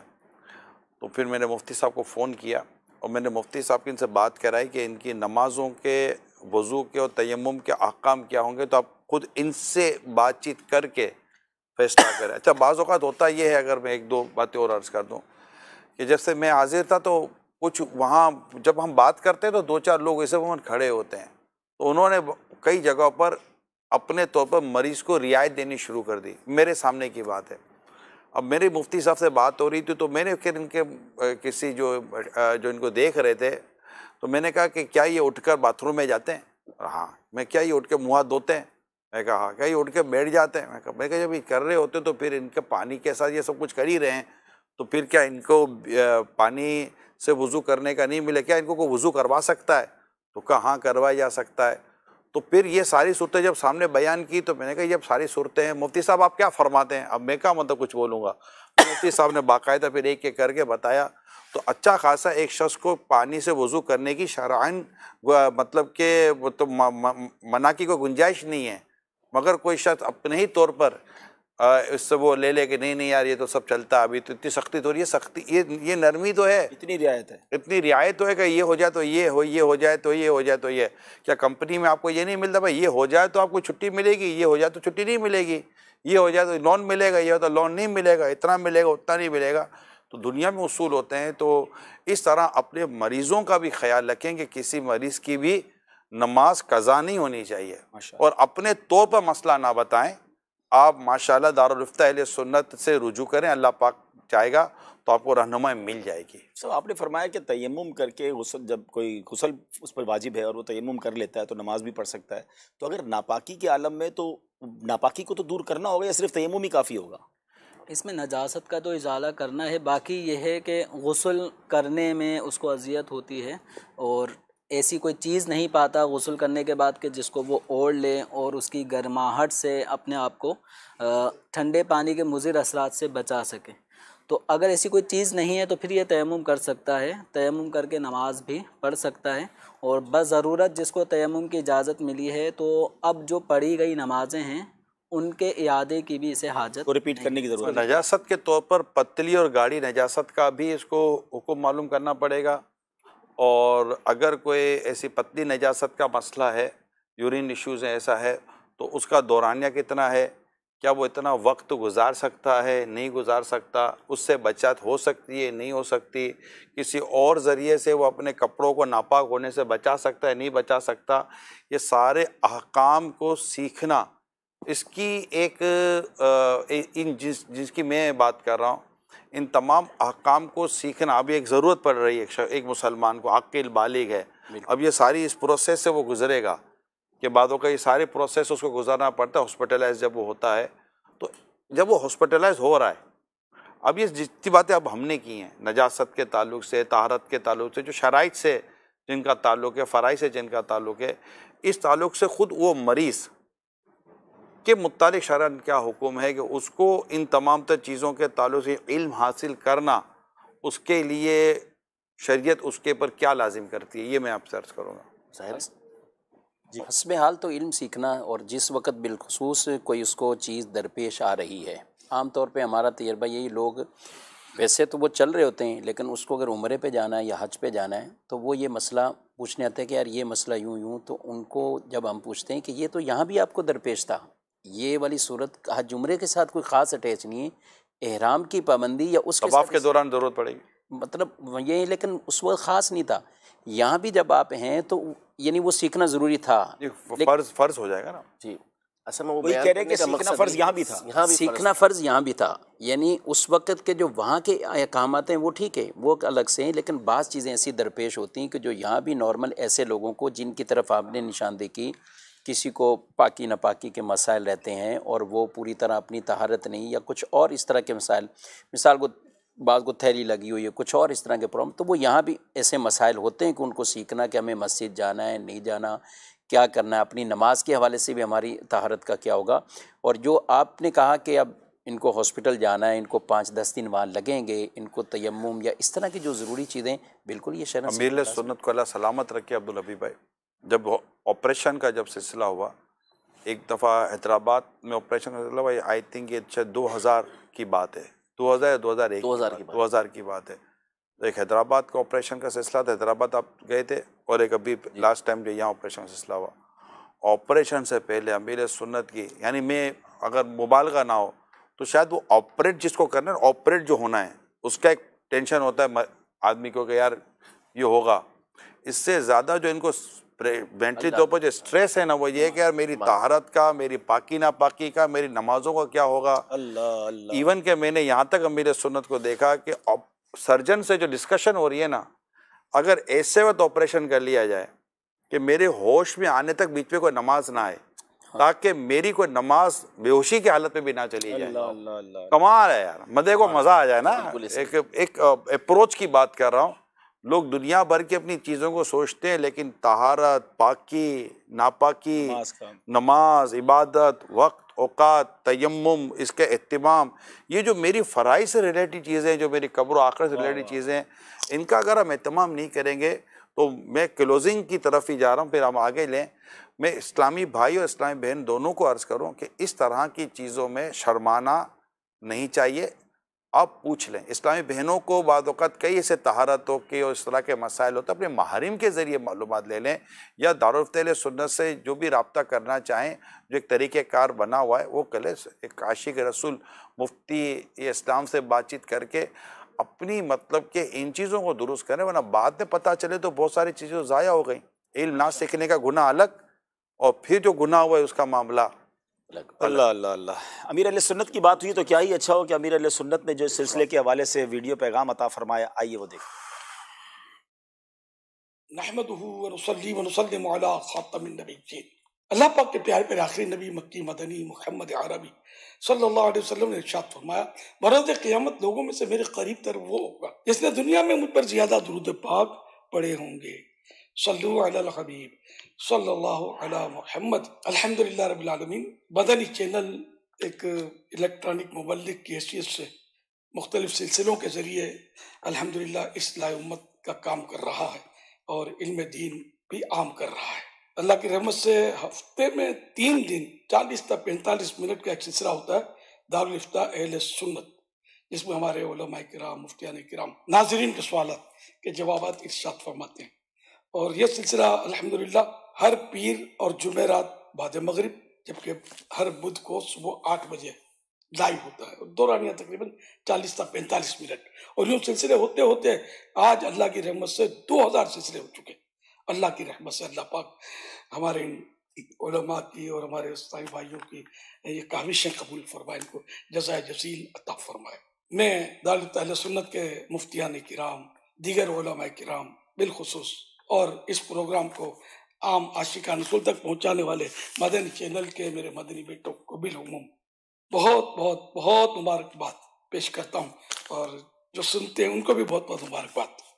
अल्लाह पाक सब पर रहमत की नज़र फरमाए, सबको बेहिसाब बख्शे, बार बार मीठा मीठा शेर से मीठा मदीना दिखाए। एक बहुत प्यारी हिकायत आपको सुनो।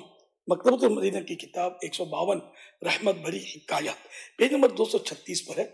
हज़रत सैयदना अबू सईद शाहाम रहमतुल्लाह अलैह ने हज़रत सैयदना शेख इमाम अबू तय्यब सहल सोलूकी रहमतुल्लाह अलैह को ख्वाब में देखकर पूछा, मा फ़अलल्लाहु बिका, यानी अल्लाह पाक ने आपके साथ क्या मामला फरमाया। जवाब दिया, अल्लाह पाक ने मुझे उन मसाइल की वजह से बख्श दिया जो लोग मुझसे पूछते थे और मैं उन्हें जवाबात देता था। हवाला रिसाले कुशरिया पेज नंबर 419-1। तो किसने खुश नसीब उलमा जो खुश दिली के साथ अल्लाह पाक की रज़ा के लिए उम्मत की रहनुमाई करते हैं और दीनी मसाइल में इनकी रहबरी करते हैं। अल्लाह पाक इनके दर्जे बुलंद फरमाए और हमें भी तौफीक दे कि हम भी उलमा से रुजू करते रहें और पूछते रहें। मदनी चैनल और सोशल मीडिया के नाज़रीन, इल्म दीन सीखने की भी बड़ी फजीलत है।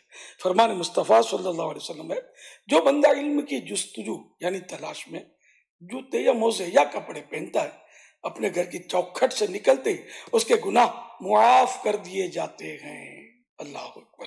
हवाला मौजम औसत जिल्द 4 पेज नंबर 204, हदीस पाक नंबर 5722। मकतबतुल मदीना की किताब बहार शरीयत जिल्द 3 पेज नंबर 629 पर है। घड़ी पर इल्म दीन के मसाइल में मुज़ाकरा और गुफ्तगू करना सारी रात इबादत करने से अफजल है। तो इससे बखूबी अंदाज़ा लगाया जा सकता है कि इल्म दीन हासिल करने के फ़ज़ाइल कितने हैं। इल्म दीन हासिल करना ये बहुत बड़ी इबादत है। अल्लाह पाक इस इबादत में हमें खुशदिली के साथ हिस्सा लेने, ये इबादत करने की तौफीक अता फरमाए और हमारा हफ्ज़ा कभी हो कि हम जो कुछ सुने सीखें याद रहे, अमल की भी तौफीक मिले। अल्हम्दुलिल्लाहिल करीम दावत इस्लामी इल्म दीन सीखने और सिखाने के लिए मुख्तलिफ ज़रा इख्तियार करती है और ज़ाहिर है जिनमें इनमें दारुल इफ्ता अहले सुन्नत दर्स निज़ामी जिसको हम आलिम कोर्स कहा करते हैं और मुख्तलिफ कोर्सेज करवाना, मदनी मुज़ाकरा, शरीअत के मसाइल पर मुश्तमिल किताबें छापना, हर हफ्ते किसी मखसूस रिसाले को पढ़ने की तरगीब देना, जिससे लाखों लाख आशिकान रसूल पढ़ते और अपनी कारकर्दगी भी भिजवाते हैं। और अल्हम्दुलिल्लाह मदनी काफिलों में भी आशिकान रसूल सफ़र करके सुन्नत से सीखते सिखाते हैं और दुनिया के कई ममालिक में अल्हम्दुलिल्लाह इस तरह इस्लाम की खिदमत का सिलसिला और नेकी की दावत की धूम है।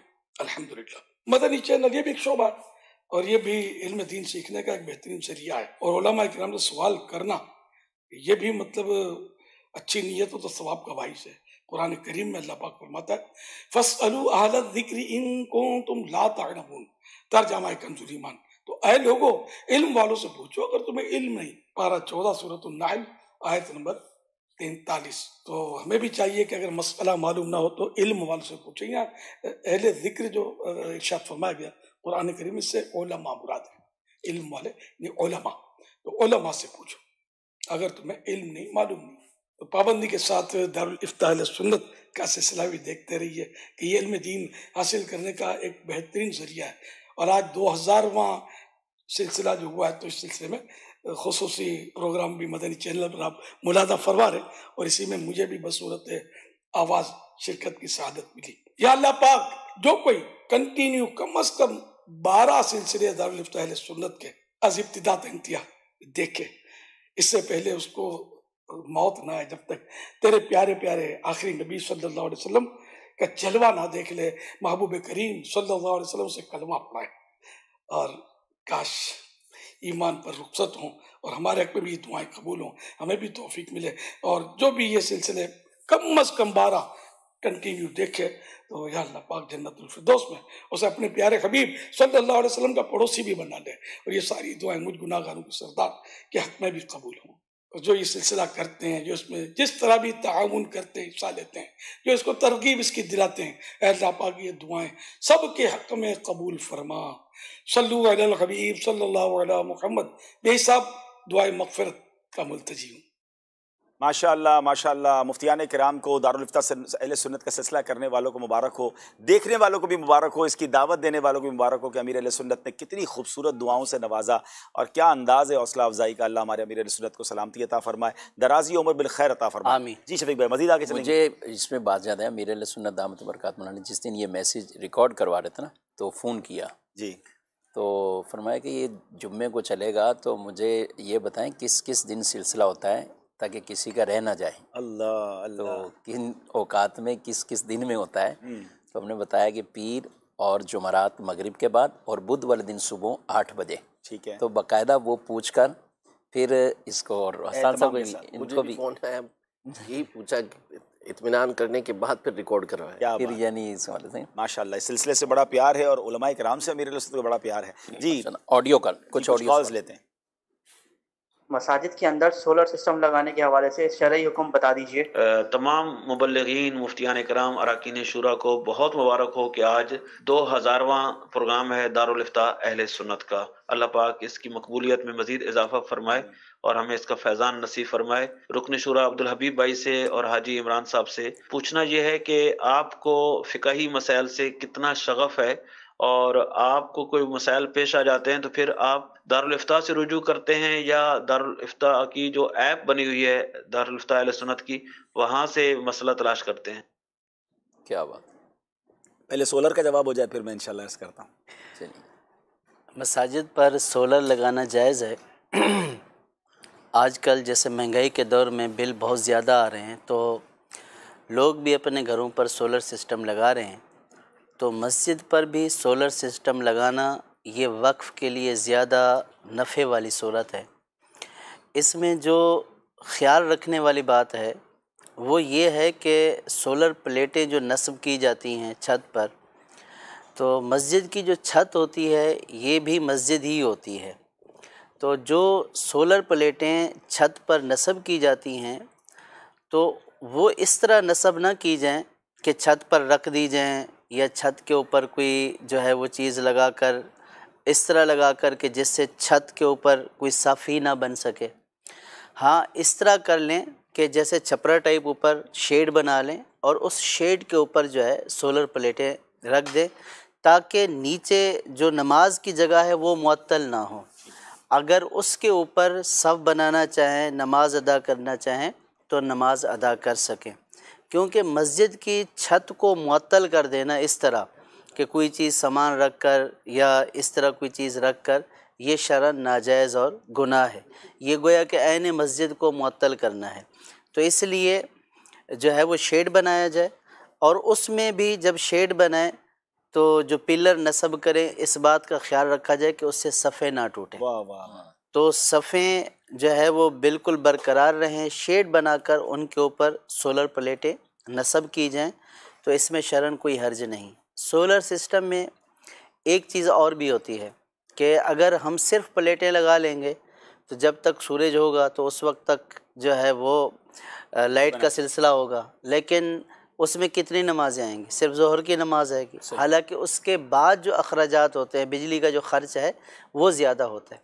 तो इसके लिए एक नेट मीटरिंग का निज़ाम होता है कि जिसमें आपकी बिजली सेव हो रही होती है या आप जो है वो बेच रहे होते हैं के इलेक्ट्रिक को या किसी भी कंपनी को या किसी दूसरे इदारे को या करीब ही कोई दूसरा इदारा है, जैसे मस्जिद के साथ मदरसा है तो अब मदरसे को आप वो बिजली बेच दें तो इस सूरत में ये होगा कि आपकी जो बिजली है वो सेव रहेगी और आपका बिल जो है वो उससे कम आएगा। और एक बात और भी इसमें ख्याल रखने वाली है कि आम तौर पर मसाजिद के साथ मदारिस भी होते हैं जी। तो अब अगर दोनों का साथ लगाना है तो अब ये दोनों का साथ नहीं लग सकता, क्योंकि मस्जिद पर लगाएंगे मदरसे का तो ये मस्जिद पर मदरसे का लगाना जायज़ नहीं है और मदरसे पर मस्जिद का लगाना जायज़ नहीं है।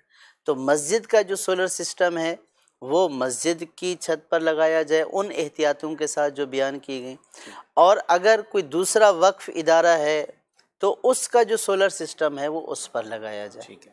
हाँ, अगर कोई ऐसी जगह है कि जो मस्जिद और मदरसे दोनों के लिए वक्फ नहीं है, बिलफर्ज किसी का ज़ाती मकान है, वो ये कहता है कि मेरे मकान पर आप लगा ले मस्जिद और मदरसे का, और एक साथ लगाना चाहते हैं तो इसमें कोई हर्ज नहीं है कि मस्जिद और मदरसे का एक साथ अब यूँ लग सकता है।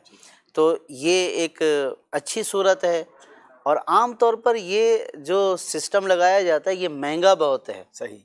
तो इसमें जो नमाजी हजरात हैं उनको मस्जिद के साथ, इदारों के साथ बिलखुसूस तावन करना चाहिए कि जब हम अपने घर के बिल को बचाने का इंतज़ाम कर रहे हैं तो अल्लाह पाक का घर जिसके अखराजात वैसे ही चंदे से चलते हैं तो इसमें तावन करना चाहिए।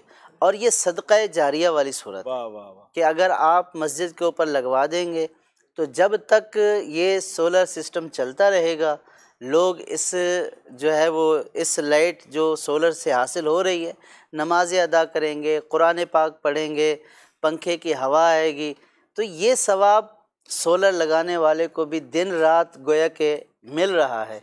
अब नमाज पढ़ी जाए या ना पढ़ी जाए, लेकिन उसने एक जो सिलसिला मस्जिद के ऊपर कर दिया तो ये उसके लिए सदक़ा जारिया होता रहेगा। इसमें उस्ताद साहब आपने फरमाया कि ऐसा मुअत्तल नहीं कर सकते कि वहाँ जब सफ़े ना बन सके, नमाज ना हो सके। अब मस्जिद की छत ऐसी है जहाँ बरसों से नमाज पहले ही नहीं हो रही, तो अब भी नहीं कर सकते, नमाज तो नहीं पढ़ते अब मस्जिद की छत पे नॉर्मली। तब भी मस्जिद की छत को मुअत्तल करना ठीक है, यानी क्योंकि जिस तरह नीचे जिस पर हम नमाज पढ़ते हैं वो ऐन मस्जिद है, इसी तरह सातों आसमानों तक ये मस्जिद ही है माशाअल्लाह।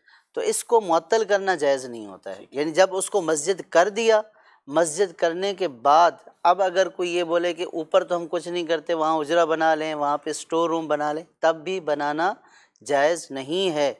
ऊपर वाली छत भी उसी तरह मस्जिद है जैसे नीचे फ़र्श मस्जिद है, तो इसलिए जिस तरह फ़र्श को मुअत्तल करना जायज़ नहीं है, इसी तरह छत को भी मुअत्तल करना जायज़ नहीं। माशाल्लाह दौरान गुफ्तगू हमारे साथ मुफ्ती अली असगर साहब तशरीफ़ लाएँ। माशाल्लाह बहुत सारे दारुल इफ्ता अहले सुन्नत के सिलसिलों में आपकी जलवागरी भी हुई और अब माशाल्लाह अहकाम तिजारत के नाम से बिज़नेस कम्युनिटी के लिए ज़बरदस्त रहनुमाई फ़राहम करते हैं। मुफ्ती साहब को भी मुबारक, माशाल्लाह 2000 एपिसोड पूरे हुए माशाल्लाह।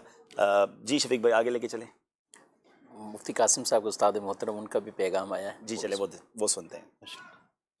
अस्सलामु अलैकुम वरहमतुल्लाहि वबरकातुहू। माशा अल्लाह दारुल इफ्ता अहले सुन्नत का सिलसिला नंबर 2000 जारी है और अल्हम्दुलिल्लाह इसमें हमारे सिलसिले के रूहे रवां मुफ्ती मोहम्मद शफीक अत्तारी और हमारे दीगर मुफ्तियान किराम मुफ्ती हसान साहब, मुफ्ती सज्जाद साहब, मुफ्ती कफील साहब, मुफ्ती जमील साहब तशरीफ़ फरमा है। ये अल्हम्दुलिल्लाह दारुल इफ्ता अहले सुन्नत के हमारे वो माया नास अफराद हैं कि जिनकी दारुल इफ्ता में खिदमात भी अल्हम्दुलिल्लाह जारी हैं और यहाँ मदनी चैनल पर भी इनका ये सिलसिला बरसों से जारी है और अल्हम्दुलिल्लाह कामयाबी के साथ जारी है और मसाइल का जवाब अल्हम्दुलिल्लाह बड़ी मतानत के साथ और इल्मियत के साथ अता फरमाते हैं। हर एक अपना रंग है, हर एक अपना अंदाज है। अल्लाह तबारक व तआला इनके इल्म व अमल में मज़ीद बरकतें पैदा फरमाए, इनके इल्म में वुसअत अता फरमाए, तफ़क्कुह फ़िद्दीन की दौलत से इन्हें माला माल फरमाए और दारुल इफ्ता अहले सुन्नत का मदनी चैनल का ये सिलसिला इसी तरह मज़ीद जारी रहे, अपना फैज़ान लौटाता रहे और प्यारे आका सल्लल्लाहु अलैहि वसल्लम के उम्मती इस सिलसिले से इसी तरह फ़ायदा हासिल करते रहें, मसाइल सीखते रहें, इल्म सीखते रहें, हुक्म कुरानी पर अमल करते रहें। इल्म सीखना सिखाना आला दर्जे की इबादत है और उस पर अमल करना उसका मकसूद आज़म है। अल्लाह ताला इल्म की भी दौलत अता फरमाए, अमल की भी दौलत अता फरमाए और इस सिलसिले को कामयाब बनाने वाले हमारी दारुल इफ्ता अहले सुन्नत की सारी टीम को और मदनी चैनल के जो डायरेक्टर्स और दीगर अफराद इसमें अपना अपना किरदार अदा करते हैं, अल्लाह ताला उन सब की काबिशें कबूल फरमाए, उन सबको दीन दुनिया की बरकतों से माला माल फरमाए। आमीन बिजाहिन नबील अमीन सल्लल्लाहु अलैहि वसल्लम। माशाअल्लाह माशाअल्लाह। मुफ्ती कासिम साहब भी हमारे दरमियान होते हैं लेकिन माशाअल्लाह हरमैन तय्यबैन के सफ़र पर हैं। अल्लाह इनके सफ़र को कबूल फरमाए और ये सफ़र हम सबको भी नसीब फरमाए। आमीन या रब। एक सवाल आपसे किया गया था कि आप मसाइल का पूछते हैं। हाँ, मसाइल के लिए अल्हम्दुलिल्लाह दारुल इफ्ता अहले सुन्नत हमारे पास है फैज़ान मदीना में ही। अब तो हमारे पास दूसरी बिज़नेस कम्युनिटी के लिए भी ज़बरदस्त मरकज़ुल इक्तिसादियात भी हो गया है, तो बिज़नेस के सवालात होते हैं तो हम मुफ्ती अली साहब के पास चले जाते हैं।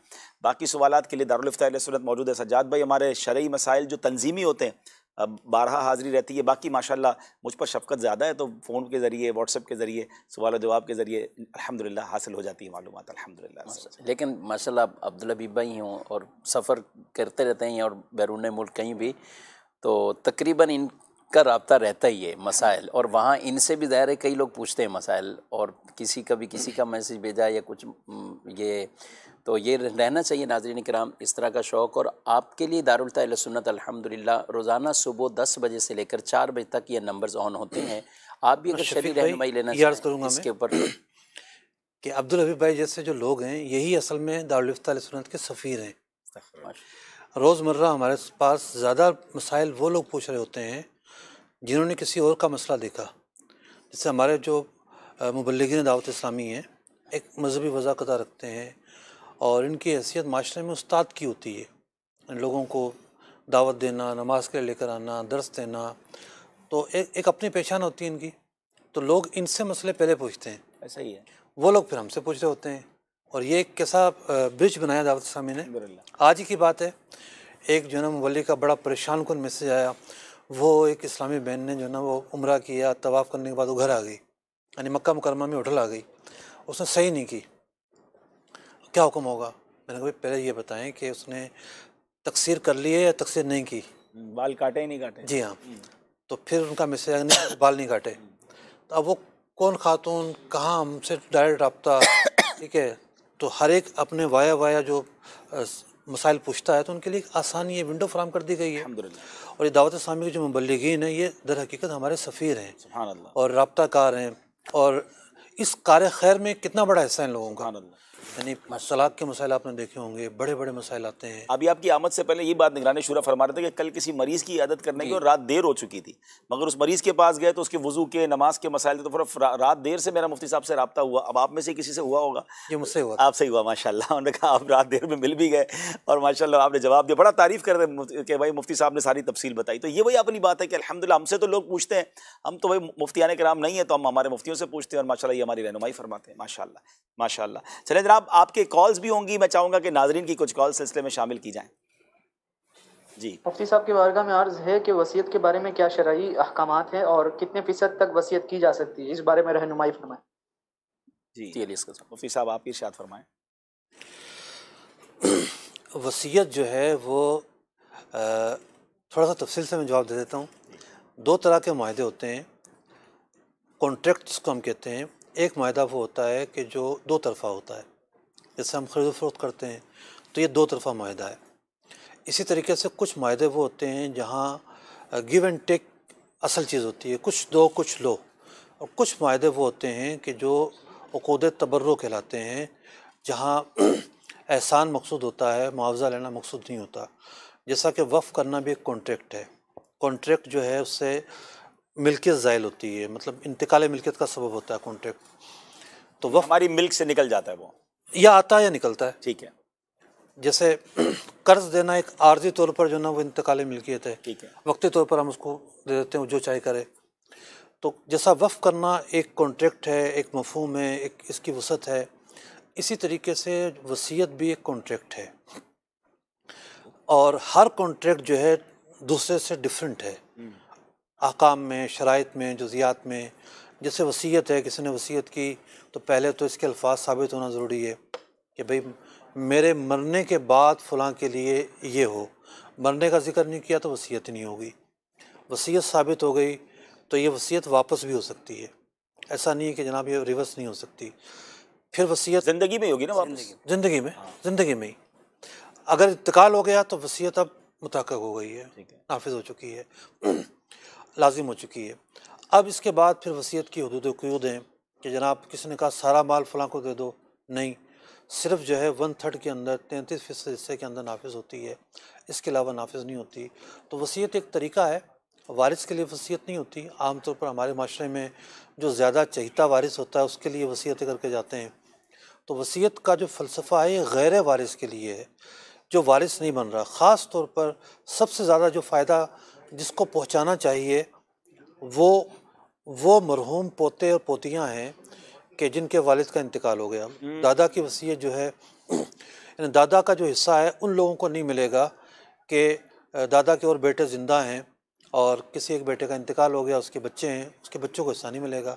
तो दादा को चाहिए कि इस मौके पर इनके लिए वसीयत कर जाए। बड़ी अहम बात कही मुफ्ती साहब, बड़ी अहम। इसी तरीके से उम्र खैर के लिए वसीयत कर जाए ताकि आखिरत में फ़ायदा पहुँचता रहे। उम्र खैर के लिए जो वसीयत है मस्जिद मदरसे के लिए। अब कुछ माली मामलात हैं, यानी हम सुनते हैं कि नमाज कज़ा होती है या रोज़ा कज़ा होता है, तो इसका जो इज़ाला है वो कज़ा अदा करने से है। नमाज कज़ा हुई तो नमाज की कज़ा करनी पड़ेगी, रोज़ा कज़ा हुआ तो कज़ा करना पड़ेगा। इसी तरीके से बहुत सारी माली जो इबादत हैं वो हम पर लाजिम है। मिसाल के तौर पर कुर्बानी नहीं की, ऐसा नहीं है कि कोई इसका वो नहीं रहा, उसका अपना एक निज़ाम मौजूद है। किसी के ऊपर दम लाजिम आया, किसी के ऊपर सदका फ़ितर लाजिम आया, किसी के ऊपर जो है वो कफ़ारे के सदक़ात लाजिम आए, नज़र मानी थी, माली कफ़ारा लाजिम हुआ, हज फ़र्ज़ हो चुका था, हज की अदायगी नहीं की। अब ये सारी वो इबादत हैं जो माली इबादत हैं। अब एक शख्स ज़िंदगी के उस हिस्से में पहुँच जाता है कि जहाँ पर इसके पास पैसे ही नहीं है, भाई रहने का जो घर है ये बेचना ज़रूरी नहीं है। अब ये वसीयत करता है कि मेरी जो है ये माली जो लवाज़िमात मुझ पर लाजिम थे ये मेरे तरके से पूरे किए जाएं। ये वसीयत करना इसके ऊपर वाजिब है।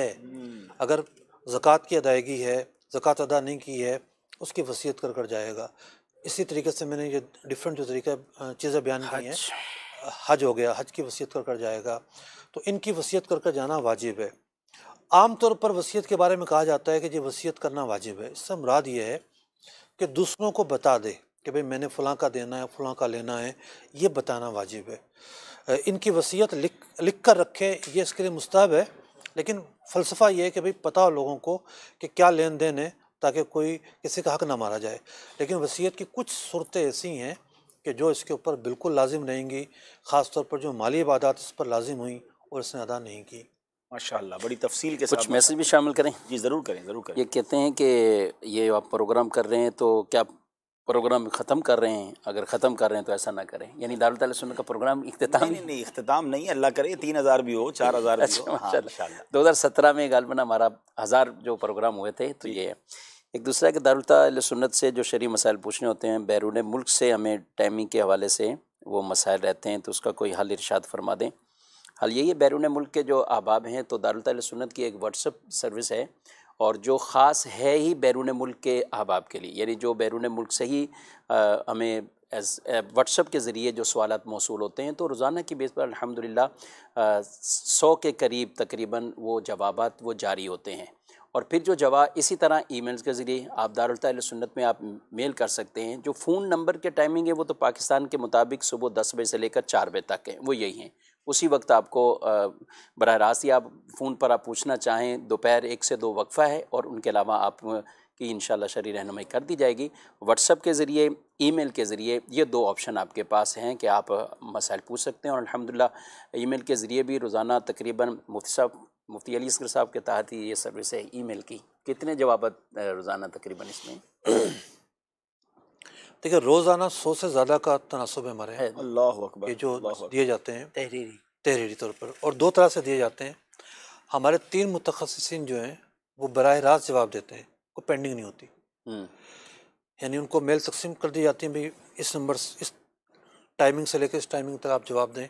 तो 3 मुतखस्सिसीन ऐसे हैं, उसमें हमारे मौलाना फराज साहब हैं, सैयद साहब के भाई हैं, मौलाना मसूद साहब हैं और मौलाना फरहान साहब हैं। ये तीनों जो हैं वो चूँकि मुतखस्सिसीन हैं, बराह रास्त जवाब देने के लायक हैं, तो बराह रास्त जवाब देते हैं। दूसरे मरहले पर हमारे जो माविनीन हैं, ये उनमें एक शख्स निकाल कर फाइलें तकसीम कर देता है, तो वो डिफरेंट जगह पे जाती हैं। जैसे माजिद साहब के पास हैं, माजिद सज्जाद साहब के पास कुछ मामलीन थे, आजकल तो शायद नहीं है माशाल्लाह। तो 100 ईमेल्स पर जवाब और 100 व्हाट्सएप पर। ये तहरीरी तौर पे 100 से ज़्यादा, यानी व्हाट्सएप पे भी तकरीबन 20 से ज़ायद अफराद हैं जो लिखते हैं, और फिर उनको आगे जो ख़ास तौर पर मुतखस्सिसीन है वो चेक करते हैं, और फिर तो वो अगर स्क्रीन पर वो बैरून मुल्क का व्हाट्सएप नंबर अगर हमारे नाजरीन के लिए और ईमेल एड्रेस चला दिया जाए मुफ्ती साहब से लेकर, ताकि नाजरीन को ये देखें, daruliftah@dawatislami.net पर भी आप सवाल अपना भेज सकते हैं। और जो ओवरसीज़ के नाजरीन हैं उनके लिए व्हाट्सएप नंबर है। अच्छा, पाकिस्तान में रहने वालों के लिए फ़ोन नंबर है, व्हाट्सएप नंबर नहीं है जी, पाकिस्तान के लिए। तो आपको कैसे पता चलेगा हमने बाहर से भेजा? तो आप कोड नंबर बाहर का देख। अच्छा चले जनाब 0300, ये ओवरसीज़ के जो व्यूवर्स हैं +92 आप कोड लगाएंगे, और फिर 300-022-0115। ज़रा MCR वाले भी मेरा नंबर ये नोट करें और उसको फिर स्लाइड पे लगा भी दें। +92 यानी ये कंट्री कोड हो गया, 300-022-0115। आखिरी बार फिर बोल देता हूँ, +92 300-022-0115। ये नंबर आपके लिए है, आप उस पर व्हाट्सअप कर दें, किसी टाइम भी कर दें, इनके लिए तो टाइम की कैद नहीं है, आप किसी भी वक्त कर दें, इंशाल्लाह आपका सवाल क्यू में आ जाएगा। जैसी आपकी बारी आएगी तो आपको भी जवाब 3 से 4 दिनों में ये जवाबात। और फिर जो व्हाट्सएप और ईमेल के जवाबात होते हैं उनमें कसरत से ऐसे, यानी योमिया अगर कहें कि 5-6 उस तरफ से 5-6 ये वेबसाइट पर अपलोड होते रहते हैं। ठीक है, और वो व्हाट्सएप के नाम से। ये तो बड़ा अच्छा है ना, अगर मुझे कोई सवाल करना है पहले ही जवाब उसका वेबसाइट पे मौजूद है, सर्च कर सकते हैं हम। बिल्कुल। क्या है वेबसाइट का? हज़ारों इस तरह दारुल तआला सुन्नत की जो वेबसाइट है ये उनका daruliftah.net, और उसमें हज़ारों हमारे फतावा तहरीरी तौर पर। वेरी गुड, सब्जेक्ट वाइज भी हैं। जी हाँ, very good. daruliftah.net daruliftah.net website visit करें। ये तो फिर कमाल हो गया ना, सवाल नहीं भी है, लेकिन अगर उसको विजिट करेंगे तो बहुत सारी मालूमात मिलती रहेंगी, टॉपिक वाइज सवाल जवाब पढ़ते रहें, इल्म में इजाफा होता रहेगा। तो न जाने क्या क्या ब्राउजिंग कर रहे होते हैं। ये स्क्रीन पर daruliftah@dawatislami.net ये वेबसाइट है, ये ईमेल एड्रेस है, और वेबसाइट जो daruliftah.net, अगर उसकी भी स्पेलिंग के साथ इंशाल्लाह मैं थोड़ी देर में MCR वाले दे देंगे तो वो भी अच्छा हो जाएगा। और इंग्लिश में भी है इसके ऊपर बाकायदा सवाल जो उनको फिर बाद में वो इंग्लिश में भी, और वीडियो जवाबात मुफ्तियान इकराम के जो मुख्तलिफ शॉर्ट क्लिप चलते हैं वो भी इसमें, यानी पूरा खजाना है ये माशाअल्लाह। ज़बरदस्त हो गया जनाब। बहुत सारे लोग फारिग होते हैं, ट्रैवल कर रहे होते हैं, तो भाई ये काम आप उसको सर्च करते रहें, पढ़ते रहें, इंशाल्लाह फ़ायदा हो जाएगा। अच्छा, हमारी टीम उनके लिए भी कुछ आप कलिमात जो बड़ा साथ देते हैं। माशाल्लाह अमीर अहले सुन्नत ने कितनी दुआएं दी, मुफ्ती कासिम साहब ने दुआएं दी। यकीनन दारुल इफ्ता अहले सुन्नत के जो मुफ्तियान किराम और सिलसिला करने वाले हैं उनका तो कमाल है, लेकिन बिहाइंड द सीन जो मदनी चैनल के इस्लामी भाई हैं, डायरेक्टर साहब हैं, आपके एडिटर हैं या आपकी जो कैमरा मैन है, अल्लाह उनको जज़ाए खैर दे। शफीक भाई माशाल्लाह आप जब से लेके चल रहे हैं, बड़ा हमारे इस्लाम में खुशी होगी। मैं अभी कश्मीर गया जी, तो हम बिल्कुल एंड पर गए, बस वादी के थोड़ा पहले, ठीक है। तो किसी जगह जाके मैंने असर की नमाज़ पढ़ी, मैं जमात में शामिल हुआ, ठीक है। तो इमाम साहब जो हैं वो नमाज के मसाइल बता रहे थे, मुसाफिर के मसाइल, अच्छा उनका ज़ौक़ था और मुताला भी अच्छा था। तो उन्होंने एक मसला बयान किया कि जी कोई शख्स मुसाफिर था लेकिन उसने 4 पढ़ ली, अगर उसने वो कादे पर बैठा था तो बकिया जो 2 हैं वो नफिल हो जाएंगी। तो मैंने लुकमा दिया कि सजदा सो भी करना होगा, तो कहने हाँ सजदा सो भी करना होगा। अब से मुझे पहचान गए। तो फिर कई घंटे हमारी गुफ्तगू रही, पता चला कि दारुल इफ्ता अहले सुन्नत की वेबसाइट को वो प्रॉपर उसको देखते हैं, उससे इस्तिफ़ादा करते हैं, उनके मुताले में रहती है। कहाँ इतनी दूर वादी में बैठा हुआ आदमी, वहाँ पाकिस्तान के ये जो वो हैं मोबाइल कंपनियाँ ये काम नहीं करती। अभी हमने सिर्फ ये रखा था ना व्हाट्सअप का बाहर के लिए, तो हिंद के बाज़ औक़ात ऐसे ऐसे गाँव और ऐसे ऐसे शहरों से हमें सवालात आते थे कि हमने कभी नाम भी नहीं सुने होते थे, पता नहीं ख़ुद बताते थे कि हम कहाँ रहते हैं, कितना दूर रहते हैं। वो हमें सवालात बाज़ औक़ात व्हाट्सएप के ज़रिए भेजना। आला हज़रत के और उस ज़माने के फतावा पढ़ते ना, कहाँ कहाँ से सवालात दुनिया भर से होते थे। तो आपसे भी माशाल्लाह दुनिया, यानी ये भी एक मेरा ख्याल है अगर हम गौर करें तो शायद आपके एक साल के अंदर 100-150 मुल्कों से तो मेरा ख्याल है आपको सवाल आ जाते होंगे माशाल्लाह। कहाँ कहाँ से सवाल आते हैं माशाल्लाह, क्या बात है। अभी मरकज़ुल इत्तिसाद इस्लामी चूँकि अपॉइंटमेंट के ज़रिए भी लेता है, तो मैं कल का ही पूछ रहा था अभी कल क्या मसरूफियात हैं, तो पता चला जी एक अपॉइंटमेंट मलेशिया से बुक है, कोई साहब मलेशिया में जो वहाँ से अपॉइंटमेंट लेके। ये कुछ बताएं नाजरीन को कि ये ज़बरदस्त दारुल इफ्ता का एक और पोर्शन हमारा मरकज़ुल इक्तिसादिया, जहाँ आप ऑनलाइन अपॉइंटमेंट लेकर मुफ्ती साहब से बात कर सकते हैं, जो उनकी पूरी टीम है, और ये शरई तौर पर भी आपको इसमें इंशाल्लाह रहनुमाई मिलेगी। देखिए एक वेबसाइट है हमारी iec.dawatislami.com, बल्कि iec.dawatislami.com। तो इस वेबसाइट पर जब आप जाएंगे तो एक ऑप्शन होगा टेक अपॉइंटमेंट। टेक अपॉइंटमेंट में आप जब आप जाएंगे उसको फिलिंग द ब्लैंक्स करेंगे, आपको किस टाइम मीटिंग करनी है। हमने अपना एक टाइम बता दिया है कि अभी 11 बजे से लेकर पाकिस्तानी 4 बजे तक हम दस्तयाब हैं। अगर हम पर अब्रॉड कंट्रीज से रश आता है तो हम रात की टाइमिंग भी कर देंगे इंशाल्लाह। अरे वाह, अरे वाह, अल्लाह ने चाहा तो आप टाइम बुक कर लें अपना कि भाई मैं इस टाइम मीटिंग करना चाहता हूँ।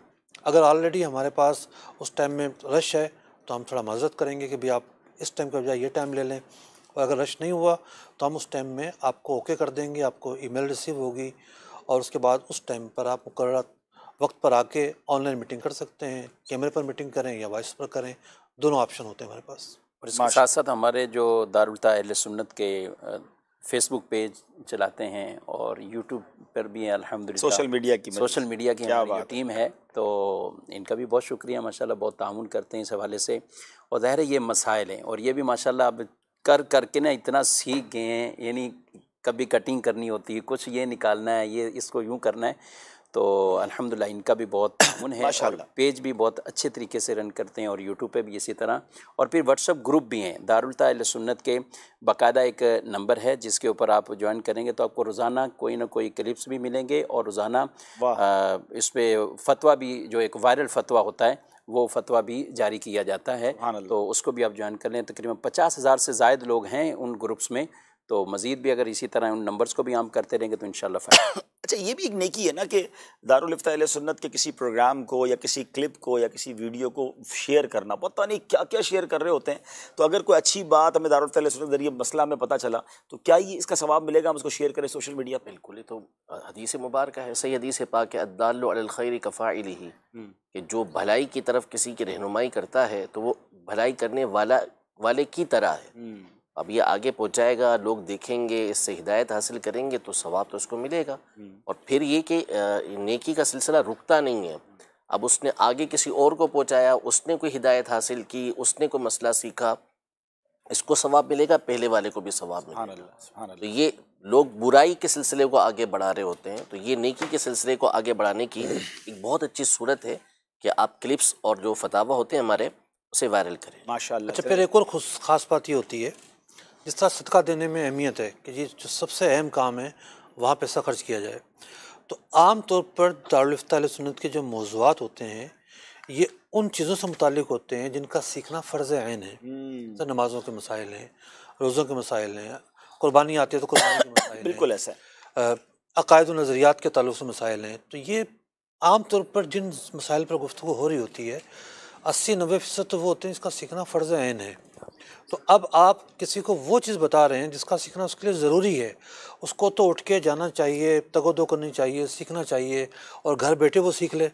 इस तरह की कितनी मिसालें हमें मिलती हैं और एक फितरतन हमें भी खुशी होती है कि भाई एक शख्स कह रहा है कि भाई मैंने फ़लाँ प्रोग्राम से फ़लाँ मसला सीखा। ऐसा ही है, ऐसा ही। नमाज ठीक की, वज़ू ठीक किया, गुस्ल ठीक किया। तो यूँ एक चीज़, एक शख्स को आप बुनियादी इल्म दे रहे हैं। सुभान अल्लाह, सुभान अल्लाह। मुफ्ती साहब जो फरमा रहे हैं कंजुल ईमान दारुल इफ्ता अहले सुन्नत के भी हमारे पास कुछ साइलिन के तासुरात हैं, वो भी सुनिए। आइए वो सुनते हैं। मेरा नाम मोहम्मद राफ़े है और मैं लियाकताबाद कराची का रिहायशी हूँ और आज मैं यहाँ कंजुल ईमान मस्जिद दारुल इफ्ता में हाज़िर हुआ था। कुछ मुझे शरई रहनुमाई हासिल करनी थी, तो मेरी मुफ्ती साहब से मुलाकात हुई और उस मसले का हल मैंने जाना, जो कि माशाल्लाह दावत इस्लामी ने इतने पुरफितन दौर में भी हमें ऐसे प्लेटफॉर्म्स जो मुहैया किए हुए हैं, हमें जगह जगह पर सेंटर्स जो है दारुल इफ्ता के वो प्रोवाइड किए हैं ताकि हम इजीली जो है अपनी गाइडेंस हासिल कर सकें अपने शरई मामलात में। तो दावत इस्लामी माशाल्लाह बहुत अच्छा काम कर रही है। अल्लाह ताला दावत इस्लामी को दिन दुगनी रात चुगनी तरक्की अता फरमाए। मैं मोहम्मद रिजवान अत्तारी। दावत इस्लामी के बहुत सारे शोबा जाते हैं जिनके बहुत सारे फ़वाइद और आवाम को आसानी के साथ सहूलियात दी जा रही है। बिलखुसूस दारुल इफ्ता अहले सुन्नत है और मदनी चैनल है जिससे हमें बहुत फ़यूज़ व बरक़ात हासिल होते हैं, इल्म दीन हासिल होता है, बहुत सारे मसाइल हल होते हैं। इल्म दीन के मसाइल में उलझे हुए हों, सवालात में उलझे हुए हों, उनको मेरा मशवरा है कि वो दारुल इफ्ता में तशरीफ़ लाएँ और मुफ्तियान इकराम के फ़यूज़ व बरक़ात हासिल करें या अपने सवाल जमा कराएँ। इंशाअल्लाह ताला उनके मसाइल आसानी के साथ हल कर दिए जाएंगे। मेरा नाम है मोहम्मद अज़ीम अत्तारी। अल्लाह के फजल व करम से जामा मस्जिद कंजुल ईमान दारुल इफ्ता फतवा लेने के लिए आए थे। मुफ्ती कफ़ील साहब से हमारी मुलाकात हुई और इन्होंने हमें फतवा जारी करके दिया और माशाल्लाह से बहुत आसान और इजी तरीका है।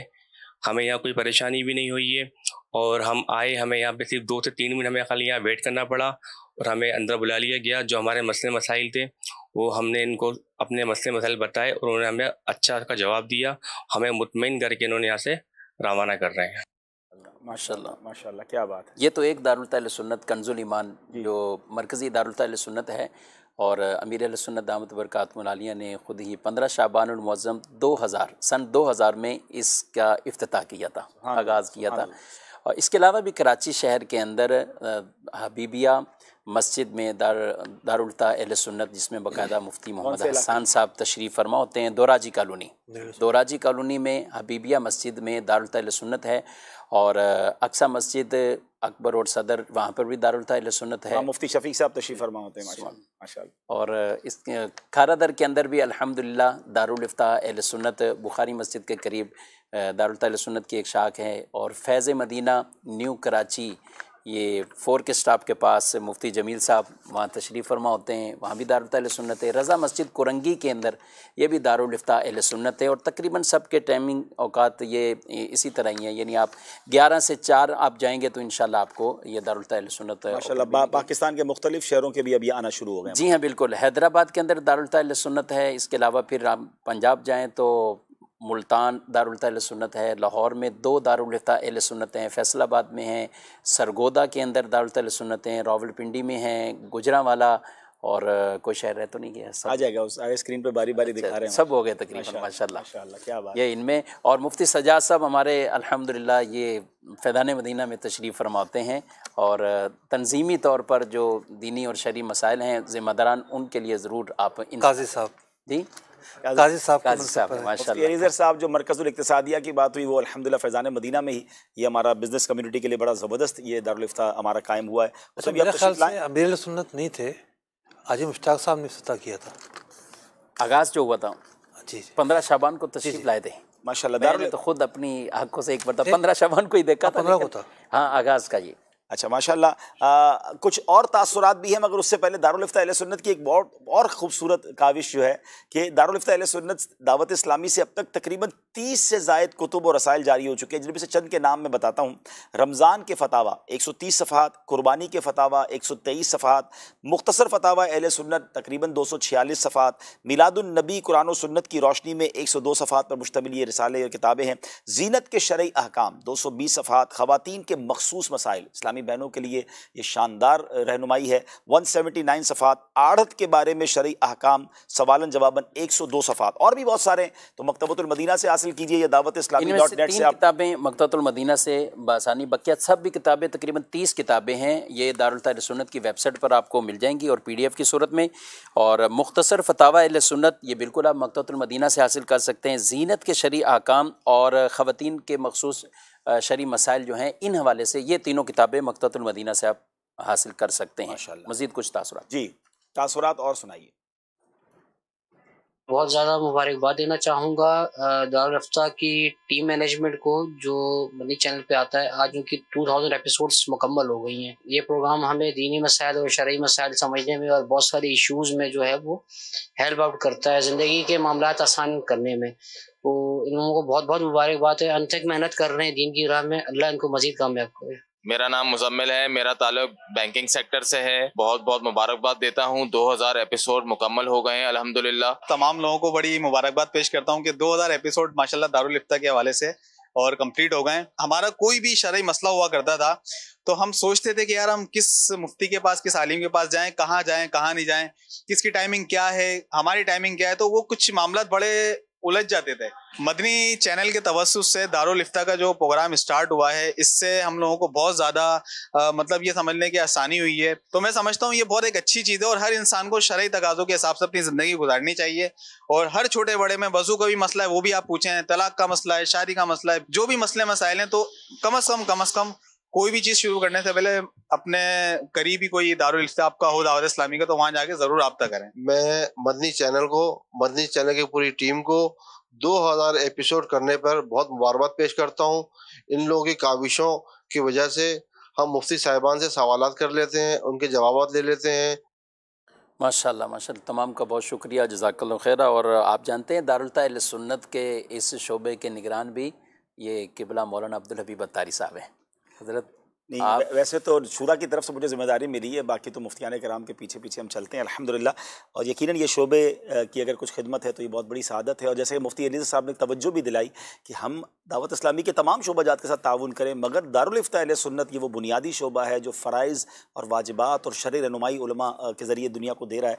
तो हमें दारुल इफ्ता अहले सुन्नत के साथ मज़ीद बढ़ चढ़ कर अपना हिस्सा भी मिलाना चाहिए, सपोर्ट भी करना चाहिए। और वो माली ताउन भी हो सकता है, वो मोरल सपोर्ट भी हो सकता है, वो शेयरिंग की सूरत में हो सकता है, इसकी बात पहुँचाना हो सकता है। तो मैं चाहूँगा कि अब सिलसिले का वक्त अख्ताम पर है। शफीक भाई, अगर आप ये बता दें कि कब कब सिलसिला दारुल इफ्ता अहले सुन्नत का देखा जा सकता है, ताकि नाज़रीन मज़ीद उसको कंटिन्यू देखना भी शुरू करें। दारुल इफ्ता अहले सुन्नत का सिलसिला हफ्ते में मगरिब के जो बाद हैं वो पीर और जुमरात को ये मगरिब की नमाज के बाद आजकल जैसे 6:30 बजे ये बराह रास्त प्रोग्राम शुरू हो जाता है पीर और जुमरात को, और बुध वाले दिन सुबह 8 बजे। और इसमें हमारे कई बैरून मुल्क के अहबाब हैं जो बतौर ख़ास उनके लिए वो टाइम बहुत, कई मुल्कों के लिए वो बहुत अच्छा होता है और वो उसमें सवालात अपने करते हैं। तो बुध वाले दिन सुबह 8 बजे और पीर और जुमरात ये मगरिब की नमाज के बाद तकरीबन 6:30 बजे। अच्छा, इसमें अगर आपके टाइमिंग आगे पीछे हो जाते हैं और आप उस वक्त लाइव नहीं सुन सकते तो ये Madani channel live Facebook page पर ये लाइव प्रोग्राम जितने भी होते हैं वो उस पर मौजूद होते हैं, आप बाद में भी उसे देख सकते हैं और उसकी बरकतें लूट सकते हैं। माशाल्लाह, जमील साहब हमारे कोर्सेज़ के ज़िम्मेदार भी हैं और इस हवाले से एक ऐलान भी हम बतौर ख़ास ये भी कि मुख्तलिफ़ लोग कुछ कोर्सेज़ करवाना चाहते हैं। कुछ ख़ानदान वाले हमारे पास आए दारुल इफ्ता अहले सुन्नत में। एक मरतबा उन्होंने आके कहा कि भाई हमारे ख़ानदान में तलाक़ की शरह बहुत बढ़ रही है, कमेटी वाले भी आते हैं। कुछ ऐसा हो कि एक हम प्रोग्राम, यानी आम तौर पे कुछ महफिल रखते हैं या दीगर प्रोग्राम तो होते हैं, लेकिन एक ख़ास मौजू के तहत किसी ख़ास जमात और ख़ानदान वाले जमा हों तो हम बिल्कुल कोर्स का बिल्कुल उनको टाइम दिया। तलाक का मौजू था और बहुत ही यानी एक हॉल में प्रॉपर जिस तरीके से होता है और जो जो मसाइल थे उनका शरई तौर पर भी हुआ, और एक रुकन शुरा भी साथ गए थे, तो जिसकी वजह से यानी काफ़ी इसके फ़ायदे हुए। अगर आप चाहते हैं, वैसे तो हमारे यहाँ ज़कात कोर्स हैं और हज तरबियती कोर्स इन दिनों में, कुर्बानी कोर्स ये तो होते ही हैं इन अयाम में खुसूस, और विरासत, लेकिन आप बतौर ख़ास चाहते हैं कि आपके ख़ानदान वालों को या आपकी कम्युनिटी वालों को ये मसाइल दरपेश हैं, आप वो चाहते हैं कि हमसे, तो आप रब्ता करें, इंशाल्लाह हमारे मुफ्ती साहब आपके यहाँ आएंगे और वो बाकायदा बयान करेंगे। क्या बात है नाज़रीन, ये सर्विस दुनिया में कहाँ होगी, हैं लोग जाकर कहते हैं ना पानी के पास प्यासा जाता है, मगर यहाँ बारिश आपके पास आकर बरसना चाहती है। इल्म दीन फैलाने का जो जज्बा अल्हम्दुलिल्लाह दावत इस्लामी में और फिर माशाल्लाह हमारे मुफ्तियान किराम में, अल्लाह इनको सलामत रखे। तो उम्मीद करता हूँ कि अब आगे बढ़ के इंशाल्लाह हम सवालात भी पूछेंगे, रहनुमाई भी लेंगे। और ये जो कोर्सेज़ वाली बात कही तो बड़ी कमाल की बात है। फैमिली गैदरिंग्स होती हैं, बहुत सारे फंक्शंस और प्रोग्राम कर रहे होते हैं, क्यों ना कोई एक ऐसा प्रोग्राम करें। अब बहुत सारे हो सकता है फैमिली मेम्बर प्रॉपर नमाज़ पढ़ना नहीं आती, तो कोई नमाज कोर्स के लिए, कोई ज़कात के मामलात है तो ज़कात कोर्स के लिए, हज पे जा रहे हैं तो हज के हवाले से तरबियत, दारुल इफ्ता अहले सुन्नत का ये पूरा डिपार्टमेंट है, कोर्स डिपार्टमेंट, आप उससे फ़ायदा हासिल कर सकते हैं। वक्त तो पूरा हो चुका है, शफीक भाई कुछ आखिरी करवाना चाहें? आखिरी तमाम का शुक्रिया, अपने नाजरीन का शुक्रिया। हमारे कई साइलिन ऐसे हैं माशाल्लाह के जो कंटिन्यू प्रोग्राम मुलाजा करते हैं, और मदनी चैनल की मजलिस का शुक्रिया, बतौर ख़ास यहाँ की एडमिन का शुक्रिया कि जो हमारे इन तमाम मामलों में बहुत हमारे साथ रहते हैं। और हमारी जो अपनी टीम है दारुल इफ्ता अहले सुन्नत को, प्रोग्राम को रन करने वाले, इनमें तमाम जो भी डायरेक्टर हैं और इसमें मुफत्तिशीन हैं, अल्लाह पाक सबको जज़ाए खैर। और शुक्रिया नाज़रीन, मदनी चैनल देखते रहिए, अपनी दुआओं में याद रखिए, सल्लु अलल हबीब सल्लल्लाहु तआला अला मुहम्मद सल्लल्लाहु अलैहि वसल्लम। हादियो रहनुमा हमारे उलमा हो, कभी दरपेश जो कोई मसला पूछ ले, हाजिर हो।